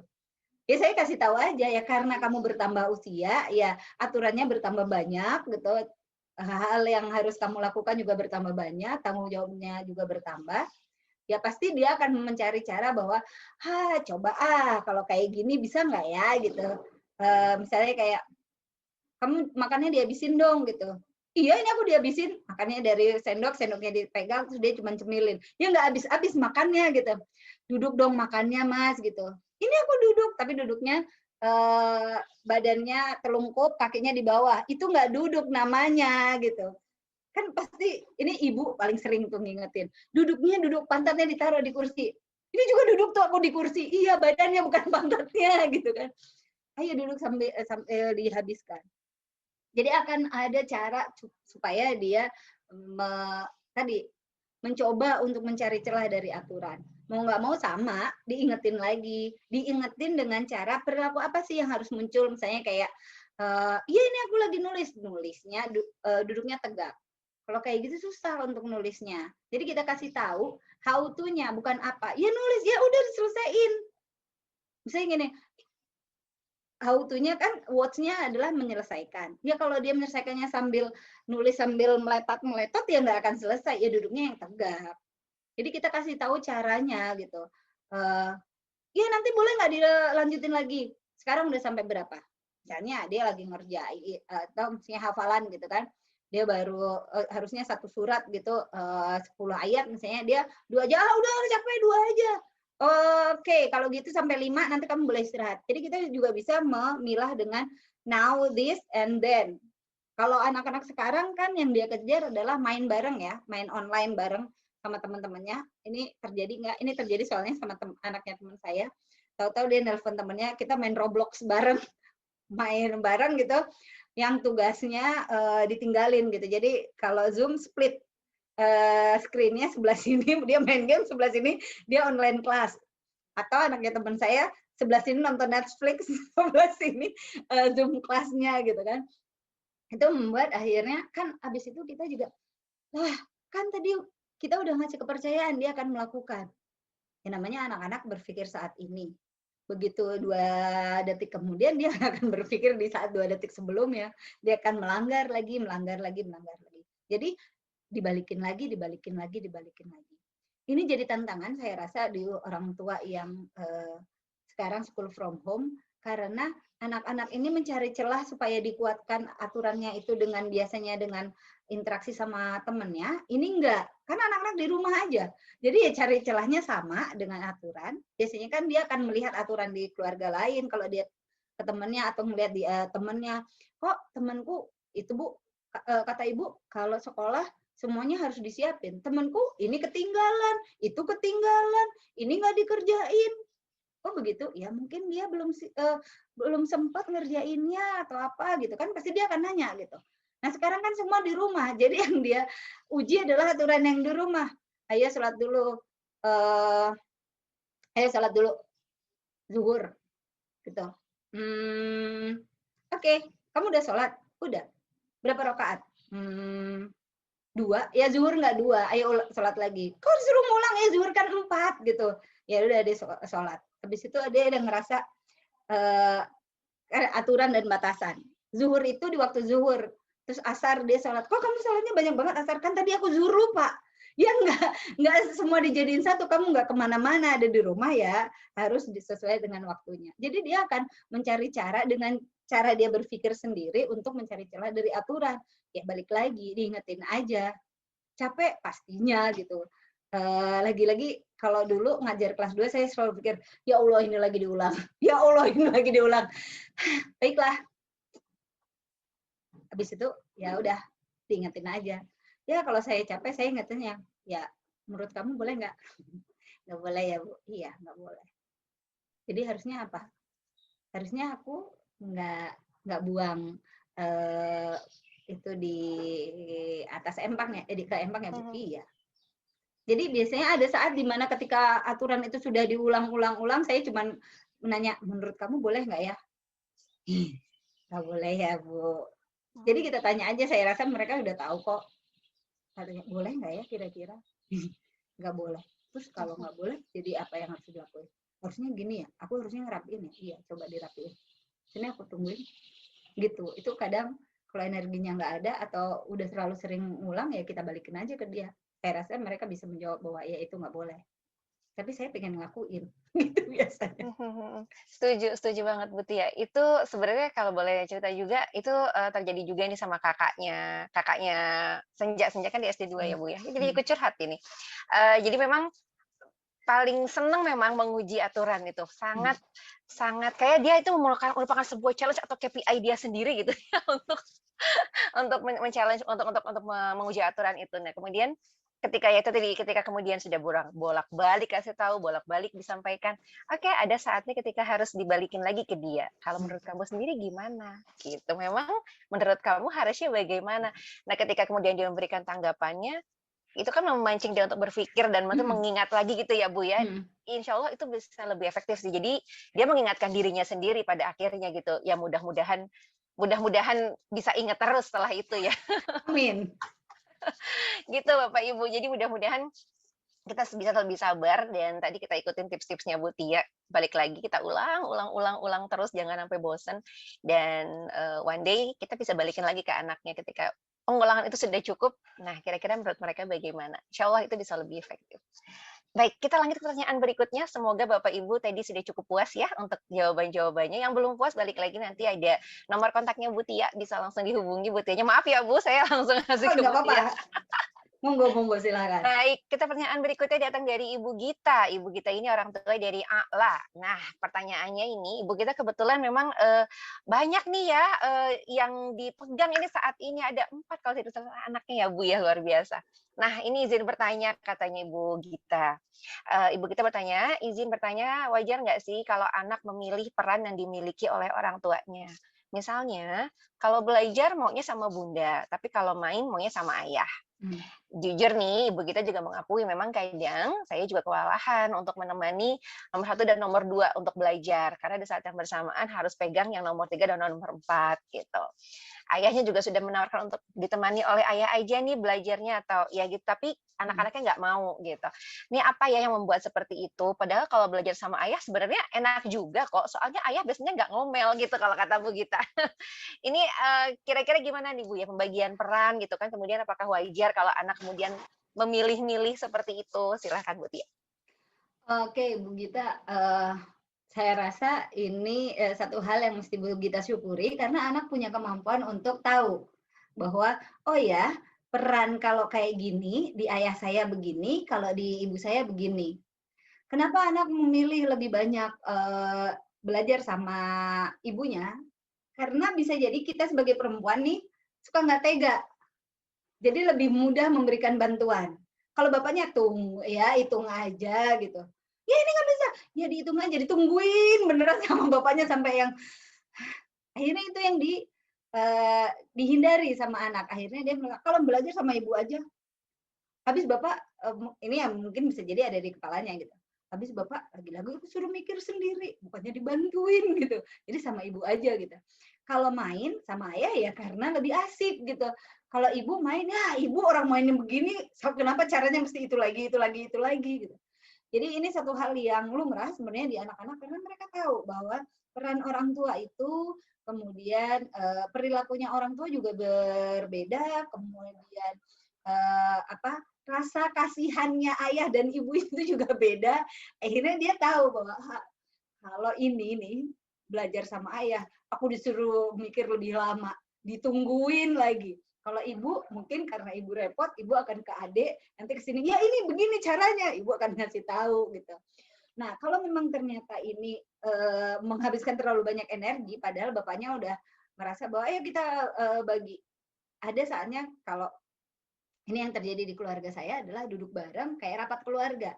Terutama mungkin bisa untuk yang kakak-kakaknya gitu bahwa oke, ibu nggak bisa kalau semua. Jadi beneran diajak diskusi anak-anak ini bahwa ibu nggak bisa kalau semua minta sama ibu pas belajar. Jadi ada saatnya pas lagi ini, pas apa misalnya, kamu akan ditemenin sama bapak. Tapi aku nggak mau, aku maunya sama ibu. Ibunya cuma satu, nggak bisa dibelah 4 gitu. Jadi kita kasih tahu bahwa ya kita kerepotan gitu. Jadi didudukin bareng gitu, terutama yang sudah besar, saya rasa mereka punya sudut pandang pasti kayak oh ya ternyata nggak bisa kalau semua sama ibu. Walaupun dia misalnya merasa tidak nyaman belajar sama ayah ya karena tadi ayah ditungguin beneran sampai dia bisa nggak dibantuin gitu, cuman coba yang ini karena bapak-bapak tipikal yang tahan biasanya untuk nungguin anak, tapi ibu-ibu karena dibutuhin di banyak tempat, balik lagi ke situ, oke, kasih bantuan sedikit, nanti balik lagi ke tempat yang lain gitu. Itu membuat satu hal yang kalau belajar itu adalah suatu hal yang harus ditumbuhkan, saya rasa ada pembagian yang tadi kita bisa kasih tahu ke anak-anak bahwa nggak selamanya ibu bisa bantu kalian gitu. Ngomong seperti orang dewasa, ngomong sama orang dewasa, tempatkan mereka bahwa pendapat mereka juga penting. Tadi ya bagian yang empower itu memberdayakan mereka dan bisa kita kasih tahu bahwa ini masalah kalau kalian selalu meminta ibu ada standby di 4-4-nya. Kok masalah? Iya, karena ibu nggak bisa untuk semuanya. Jadi kira-kira apa ya solusinya? Misalnya ibu selalu menolong di matematik, tapi bapak akan menunggui sampai anak ngasihnya cuma ngasih kail aja, nggak dikasih ikan. Mungkin bisa jadi anak-anak akan merasa bahwa oke, aku mau belajar ini matematik sama ibu, yang lain enggak sama ayah. Atau dia anak-anak biasanya udah tahu kok, terutama yang udah besar ya, misalnya kayak di atas kelas 2, entah kelas besar di SD atau di SMP. Mereka punya solusi yang mereka nggak mau kasih karena bukan mereka nggak punya, karena mereka tahu bahwa ada konsekuensi dari solusi itu yang mungkin buat mereka nggak menyenangkan. Jadi mereka menghindari konsekuensinya, bukan senang untuk merepoti ibunya aja. Itu sih. Oke, baik. Semoga cukup menjawab ya, Bu Gita. Jadi ini memang, yang disampaikan oleh Ibu Tia ini luar biasa loh. Kalau saya sih selaku emak-emak yang kadang-kadang emosinya masih belum bisa dikendalikan. Ini banyak sekali menampar kami, tapi insya Allah jadi mengingatkan kami juga ya, supaya bisa lebih baik ya, Bu Tia ya. Amin. Baik, ini pertanyaan berikutnya datang dari another emak-emak, karena memang kami kayaknya yang paling banyak ini ya, mengalami, ini dinamika di rumah. Oke, dari Ibu Dery, orang tua siswa dari Arafi. Pertanyaannya, adakah tips jitu, nah ini, untuk menjaga emosional bagi seorang ibu yang berkarya di luar rumah, baik saat WFO maupun WFH? Karena terkadang ini terjadi juga pada saya ini jujur ya, stres pekerjaan, deadline, sedangkan harus menghadapi atau mendampingi anaknya kadang-kadang ngeyel, dibilang nanti-nanti, dan kadang kakak atau adiknya juga jadi kepaksa harus ikut mendampingi juga, tapi kadang juga harus kita dampingin juga gitu ya Bu ya. ekspektasi dan perfeksionis kadang-kadang datang dari orang tua juga nih. Nah, ini gimana ya gitu? Apakah boleh jika misal nih hanya salah satu, bagaimana ini? Oke, hanya salah satu orang tua saja yang berperan atau bagaimana nih ya? Karena kata-kata begini, dan apakah boleh jika misal hanya salah satu orang tua saya yang emosional kepada anak, sedangkan ayah ibu keduanya bekerja? Oke. Intinya ini bagaimana menjaga emosi bagi bapak ibu yang masih harus bekerja, kondisinya saat ini bisa WFO ataupun WFH, sedangkan anak-anak ya itu tadi ya Bu ya, rata-rata school from home, stresnya orang tua bisa kebawa ke rumah. Nah ini bagaimana ya Bu cara menanggulanginya gitu? Tadi Ibu siapa ya? Ibu Dery, dengan Ibu Iya. Dery. Iya Bu Dery, saya yakin berat banget untuk peran dua ini dan kita merasa bahwa nggak boleh salah, nggak boleh gagal. Gitu. Oke, ada yang jatuh. Oke, ya sering banget emosi kita itu terpancing dengan perilaku anak, bukan karena memang perilaku itu, tapi karena diri kita gitu, karena pengalaman kita sebelumnya. Contohnya adalah, misalnya nih ya, ibu saya ngomel karena saya nggak mau nyelesain crafting. Itu bukan karena saya nggak menyelesaikan yang membuat ibu saya marah atau ngomel, tapi karena ada pengalaman di masa kecil, kalau nggak nyelesain tugas, saya dimarahin. Akhirnya itu yang diulang. Dan itu secara tidak disadari. Jadi, perilaku anak itu memicu pengalaman emosi kita di masa lalu. Tadi Bu Dery bilang perfeksionis, kemudian takut merasa berbuat salah. Saya rasa itu bukan semata-mata karena perilaku anak, tapi kita punya pengalaman-pengalaman di masa lalu yang membuat akhirnya kita punya persepsi bahwa kalau bikin salah nanti resikonya begini, kalau nggak sempurna nanti resikonya begini. Dan saya yakin ini nggak mudah karena kita harus ngurusin diri kita, harus ngelepasin bahwa kalau yang namanya belajar, salah itu bagian dari belajar gitu, bagian dari yang berikatan kuat dengan learning is make mistake gitu. Itu bagian yang seperti saudara kembar gitu, kembar siam gitu. Sedangkan kita merasa bahwa kalau kita bikin salah nanti jadinya begini, jadinya begini. Berat karena kita harus mau terima bahwa pengalaman-pengalaman di masa lalu itu tidak menyenangkan dan kita nggak mau itu terjadi di anak kita. Padahal belum tentu terjadi di anak kita. Tapi itu terjadi di kita, tapi apakah akan terulang sama anak kita? Belum tentu. Membuat kita punya reaksi yang sama dengan ketika kita masa kecil gitu. Saya yang nggak suka diomelin ibu saya, karena saya nggak nyelesain tugas, saya akan melakukan hal yang sama pada anak saya ketika dia tidak melakukan tugasnya. Saya akan ngomel sama seperti ibu saya. Karena sebenarnya yang terpicu adalah kenangan masa kecil saya terhadap oleh perilaku anak saya tadi. Bukan karena memang perilaku itu membuat saya marah. Bisa jadi perilaku itu tidak membuat saya marah, tapi perilaku itu memicu emosi saya di masa lalu yang langsung ada di saat ini gitu. Emosi itu nggak punya ruang dan waktu. Dia nggak peduli bahwa itu terjadi di masa lalu, begitu ada yang memicu, dia akan hadir di saat ini. Jadi Bu Dery, saya yakin ini berat banget. Kalau gitu apa yang bisa dilakukan? Tanya ke diri sendiri lagi, sebenarnya seberapa jauh sih saya bisa mentolerir kesalahan anak?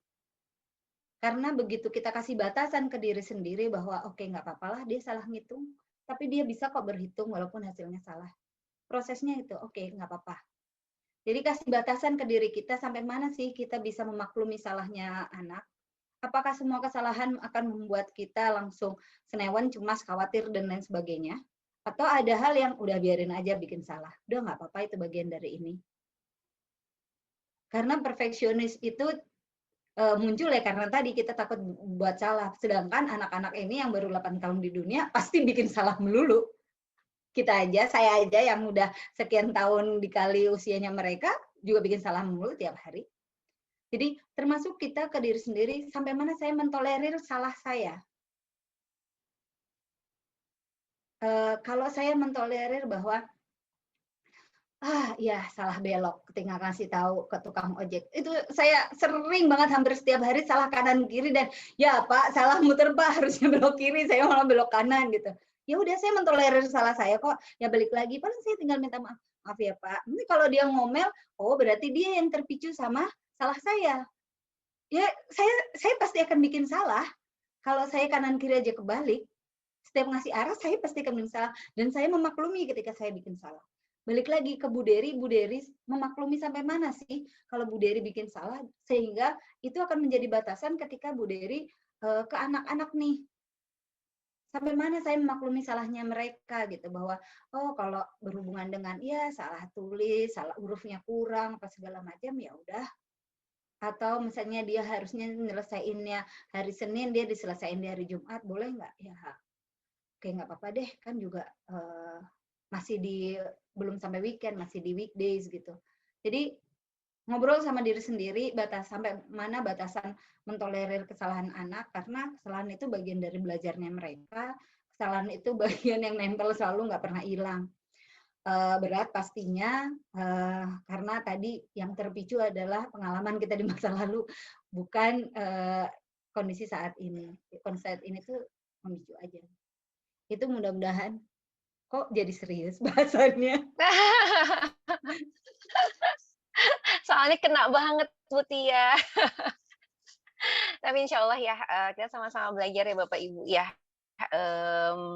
Kita bukan makhluk yang sempurna juga kan ya, pasti penuh dengan kesalahan. Jadi tadi benar banget saya pengen menggarisbawahi yang disampaikan oleh Ibu Tia. Kita juga harus berani untuk menerima ketidaksempurnaan kita, supaya kita juga bisa memberikan toleransi juga kepada anak-anak kita dan tidak menjadi beban juga untuk mereka maupun untuk kita. Ini pengalaman banget sih, once kitanya yang terlalu menanamkan kesempurnaan pada diri kita tuh, ke anaknya juga jadinya agak sedikit pressure ya Bu ya, dan itu kan ingin kita hindari ya. Oke, kita sama-sama belajar ya Bapak Ibu, semangat. Baik, kita lanjut pertanyaan berikutnya dari Ibu Eka, orang tua dari Hafsyah. Pertanyaannya, ini Ibu Eka sekalian mau menyampaikan tanggapan juga menurut Ibu Eka, pesanan disampaikan Bu Tia ini sama persis dengan kehidupan sehari-hari yang dialami ya. Jadi kadang-kadang nih kalau ngomong sama anak nih, notasinya nadanya agak tinggi, ini anaknya biasanya bukannya semakin baik, tapi malah jadi menyengajakan untuk melakukan kesalahan tersebut. Ya ini menjadi refleksi buat kita semua ya Bapak Ibu ya. Pertanyaan dari Ibu Eka, anak agar disiplin, ini bagaimana ya cara menyampaikannya dengan bahasa yang dapat dicerna oleh anak? Dan satu lagi, ini terutama supaya anak tidak tergantung dengan gadget, gitu Bu. Jadi ini bagaimana cara menyampaikan norma-norma kedisiplinan kepada anak dengan bahasa yang dapat dicerna? Silakan Bu Tia.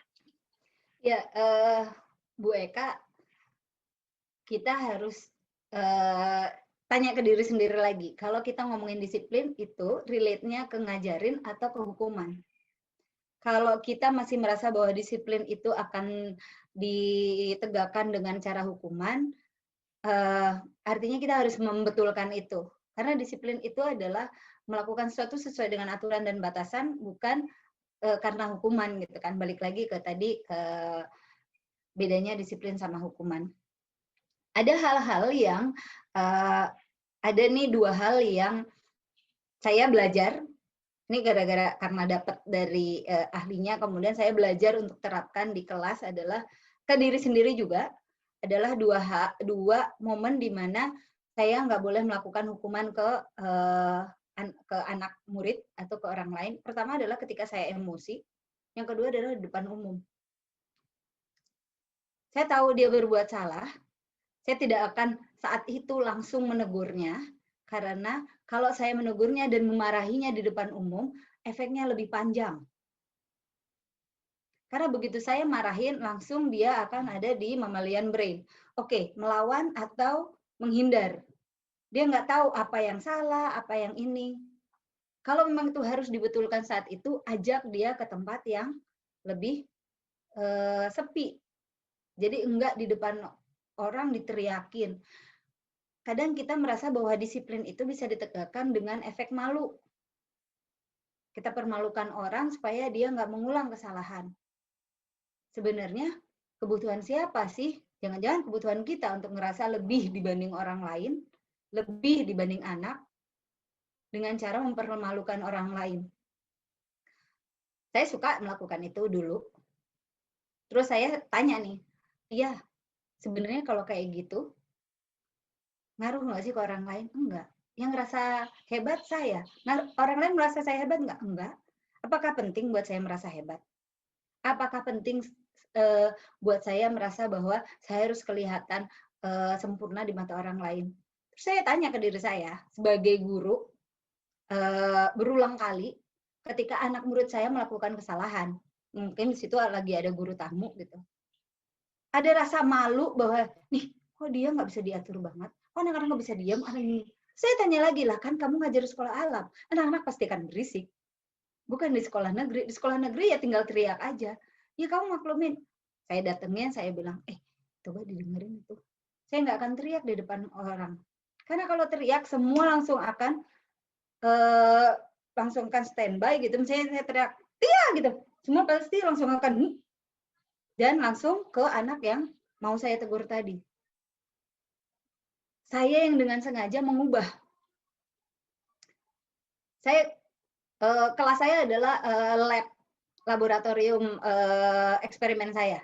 Sampai sekarang ke anak-anak, saya ngajar anak umur 2 sampai 3 tahun. Ada anak saya yang ekolalia, yang ngomongnya diulang-ulang, dia akan mengulang apa yang saya omongin. Ketika saya menggunakan nada tinggi, itu akan keluar lebih sering. Nggak boleh. Nggak boleh. Karena dia kelihatan kan kalau anak tegang. Akhirnya saya pakai nada yang rendah. Nggak boleh ya, gantian ya. Oh, nggak boleh, gantian. Dia jauh. Oke. Akhirnya saya coba bereksperimen dengan cara, termasuk ketika saya ngajar online. Ngajar online, itu yang paling berat adalah ngatur intonasi. Sama saya rasa jadi orang tua, ngatur intonasi bahwa, oke, harusnya gue nggak marah ya, kan itu cuman begitu. Ini saya mau ngajarin disiplin, yang ngajakin dia ngomong bahwa ini sebaiknya nggak diulang, atau dengan mudah saat itu gue harus kelihatan mengambil alih kendali ketika mereka melakukan kesalahan. Kalau saya mau ngajarin disiplin, artinya saya harus memfungsikan otak manusianya dia. Saya nggak bisa dengan hukuman, saya nggak bisa dengan teriakan. Saya harus deketin dia, tadi tempatnya di mana? Contohnya paling gampang adalah ketika saya pegang anak-anak TK, adalah mereka meletakkan barang di tempatnya. Saya tempat makan sama tempat minum, saya udah kasih gambar, mereka harus naruh di situ. Terus sama mereka, tempat minum di tempat makan di tempat minum. Namanya juga anak-anak kan seneng banget gitu kan. Saya cuma bilang, itu tempatnya di mana ya? Coba lihat gambarnya. Jadi berulang kali saya akan mengulang dengan nada yang macam-macam. Saya bereksperimen dengan diri sendiri di laboratorium tadi. Jadi kalau saya mau disiplin, saya bisa jadi mau nerapin disiplin, saya harus bereksperimen dengan cara.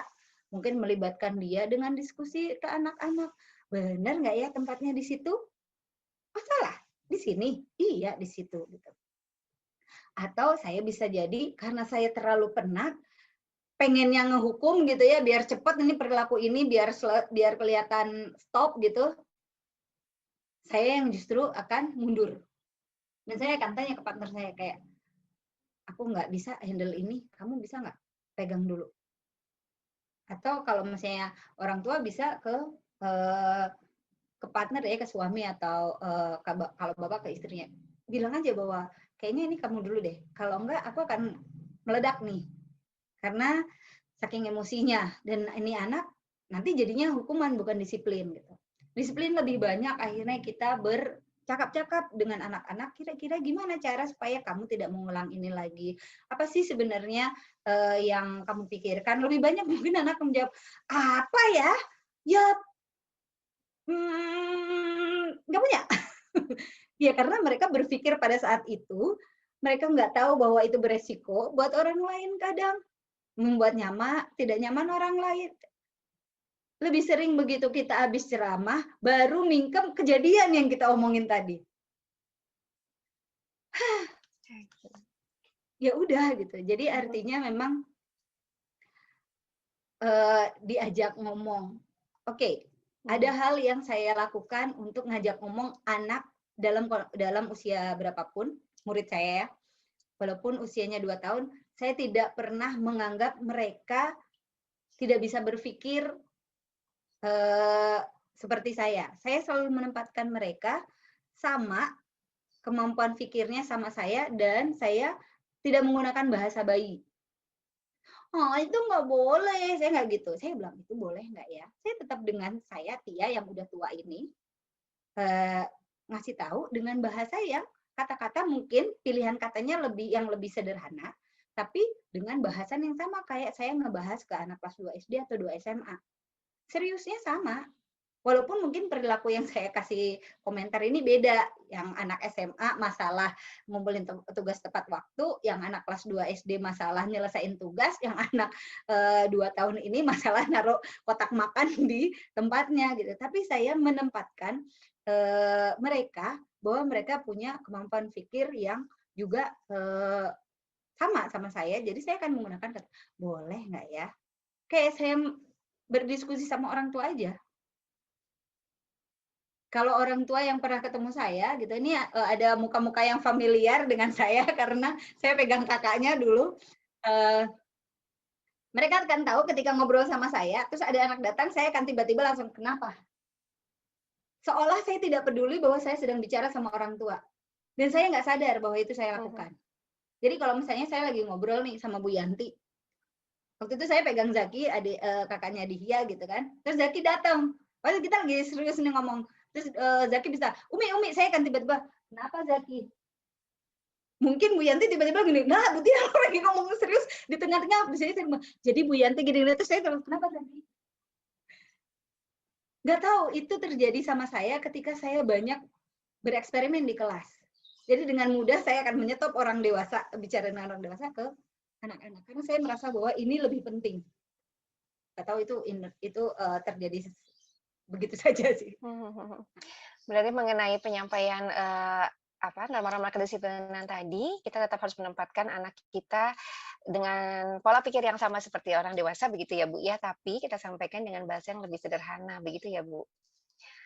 Lebih kurang, halo? Aduh, saya agak putus ya ini. Kayaknya saya habis hilang ya Bu? Iya betul. Saat tadi saya juga kaget, kok tiba-tiba freeze ya gambarnya. Saya lagi jadi itu Elsa Frozen. Oke, baik. Ya baik, jadi Bapak Ibu, itulah dia, kita sudah ada sesi tanya jawab ya. Semoga Bapak Ibu cukup puas. Mohon maaf untuk pertanyaan yang belum sempat kita bacakan, karena waktu juga ini sudah pukul 10.52, dan agenda kita harus selesai di jam 11. Sekali lagi terima kasih Bapak Ibu yang sudah menyampaikan pertanyaannya. Semoga cukup puas dengan jawaban-jawabannya. Alhamdulillah, kalau belum puas nanti bisa langsung menghubungi Ibu Tia. Ya. Siap. Kalau belum puas nanti kan pengen selalu belajar ya Bu ya, kita dari si positifnya seperti itu. Amin, mudah-mudahan saya masih bisa terus membantu. Ya, insya Allah Ibu Tia. Terima kasih banyak loh Ibu, ini untuk waktunya, untuk semua sharingnya. Ini benar-benar kalau saya sih berasa kayak udah ditampar bolak-balik gitu. Oke, Ola, yang ini ya, tolong ya Ola di note ya, gitu. Catat ya lah, oke catat, gitu. Baik, Ibu Tia, mungkin untuk 3 menit terakhir nih sebelum kita closing, saya pengen mendengarkan juga ada closing statement kah dari Ibu Tia, mungkin yang bisa memotivasi kami semua di sini, karena challenge-nya memang berat banget sekarang dengan kondisi school from home ini ya, gitu, apalagi teman-teman di sini juga banyak yang bekerja juga, tetap harus pergi ke kantor dan lain-lain. Mungkin boleh Ibu Tia closing statement-nya untuk 3 menit terakhir, terima kasih. Wah, berat. Oke, ada satu hal yang saya pengen, ini insight buat saya pribadi ya. Ketika berhadapan sama anak-anak adalah ketika saya harus mentolerir kesalahan.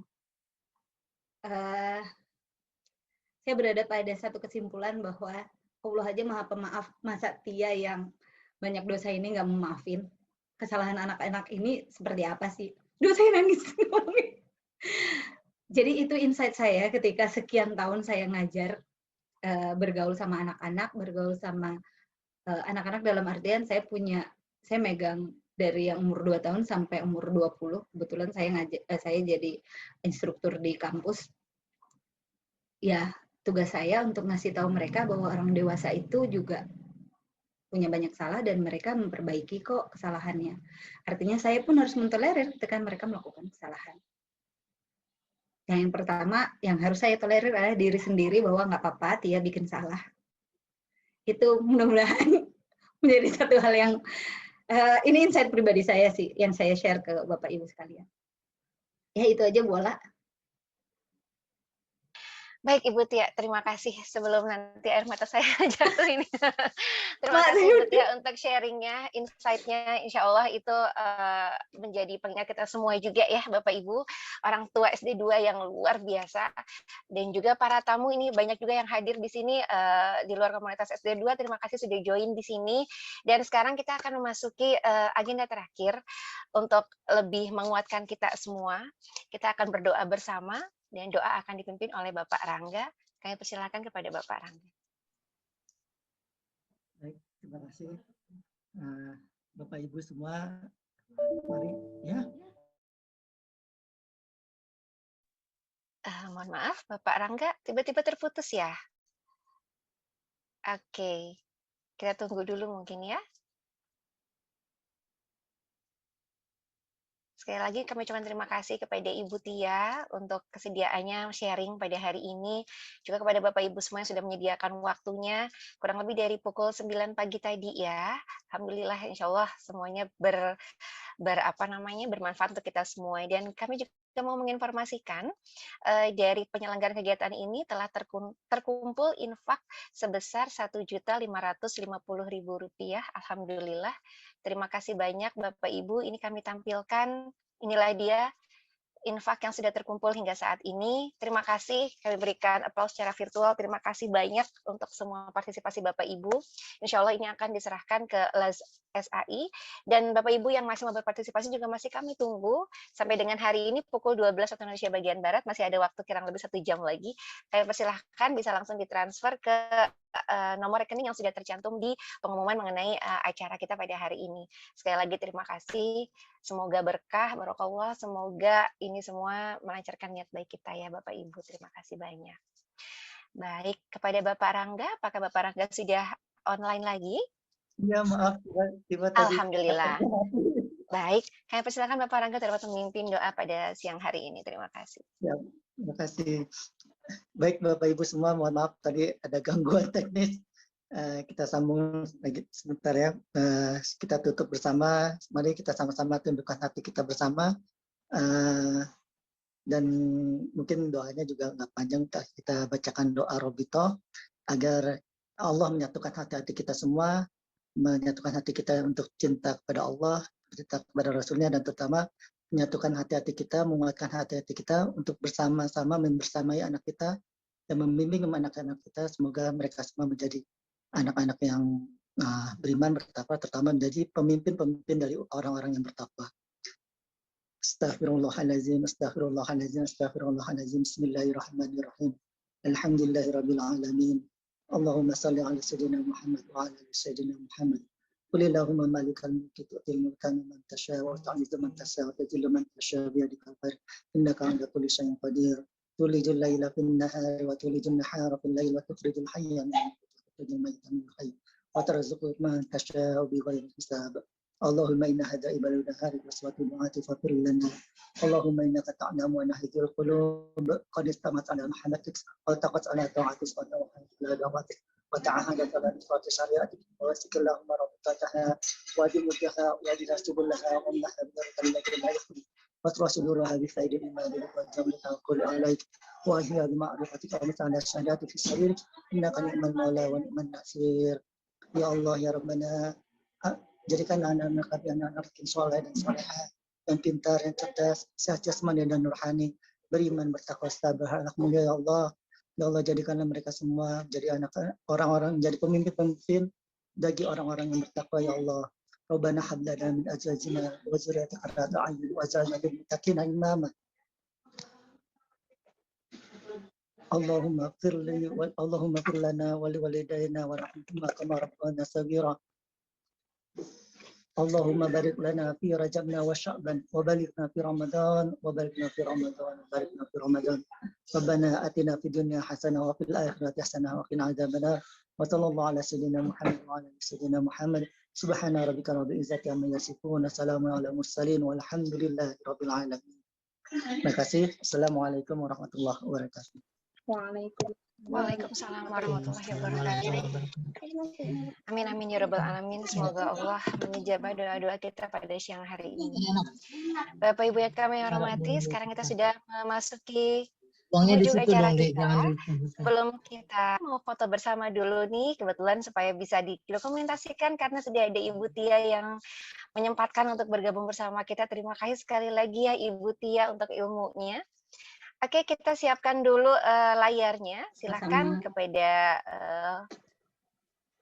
kepada co-host atau host untuk dapat di setting dengan gallery view mungkin ya. Oke. Baik. Yang belum buka kamera boleh dibuka dulu kameranya. Makin mantep nih silaturahmi secara virtualnya Bapak Ibu. Oke. Baik, nanti kita berikan kehitungan ya. Oke, sudah siap semuanya? Oke, kita di sini ada 3 halaman. Ada 3 halaman, jadi nanti saya 3 kali ya memberikan aba-aba ya. Oke, untuk page 1 dulu, kita berikan senyum yang paling cerah untuk kita menyemangati diri kita sendiri. Juga untuk anak-anak kita. Halo, anak-anakku ada semua nih di layar ya, beberapa. Baik, kita foto dulu ya. Di 3, 2, 1, senyum. Oke, baik. Sudah ya? Ini ngomong-ngomong siapa yang meng-capture ya? Mbak Ekma kah? Iya, Mbak Ora, sudah. Mungkin boleh. Siap. Ya, beri kode kalau sudah ya, soalnya nggak kelihatan fotografernya. Maaf. Baik, kita lanjutkan ke halaman kedua. Oke, sudah dipindah halamannya untuk fotografer. Iya, fotografer. Ini kita mendatangkan fotografer dari mancanegara loh, Bapak Ibu. Asik. Siap-siap. Oke, halaman kedua ya. Oke, untuk page yang kedua. Senyum ya, jangan lupa ya. Halaman 1, halaman 2 senyum juga deh, karena kita nggak tahu kita di halaman berapa ya. Oke, senyum ya, 3, 2, 1, smile. Oke, sip. Next, terakhir. Oke, sekali lagi ya. Oke, ini boleh gayanya agak bebas, boleh loh. Oke, semangat ya Bapak Ibu ya. 3, 2, 1, senyum. Oke, sudah ya? Sudah Mbak Ola, terima kasih. Siap, terima kasih. Alhamdulillah ya Allah, terima kasih sekali lagi Bapak Ibu semua yang sudah hadir. Juga Bapak Ibu fasilitator, tadi saya lihat sudah beberapa, ada juga di sini atau lengkap semua ada ya. Bapak Sandi. Halo Bapak Sandi. Selamat pagi, selamat siang, Bu Widya, Bu Nida, Pak Nur. Waalaikumsalam, hadir semua ya, alhamdulillah. Terima kasih ya Bapak Ibu sudah menyempatkan. Dan juga kepada Dewan Kelas dari SD2 juga terima kasih untuk penyelenggaraan parenting support hari ini. Insya Allah bermanfaat untuk kita semua. Semoga kita semua semakin istiqomah, semakin semangat untuk mendampingi anak-anak kita.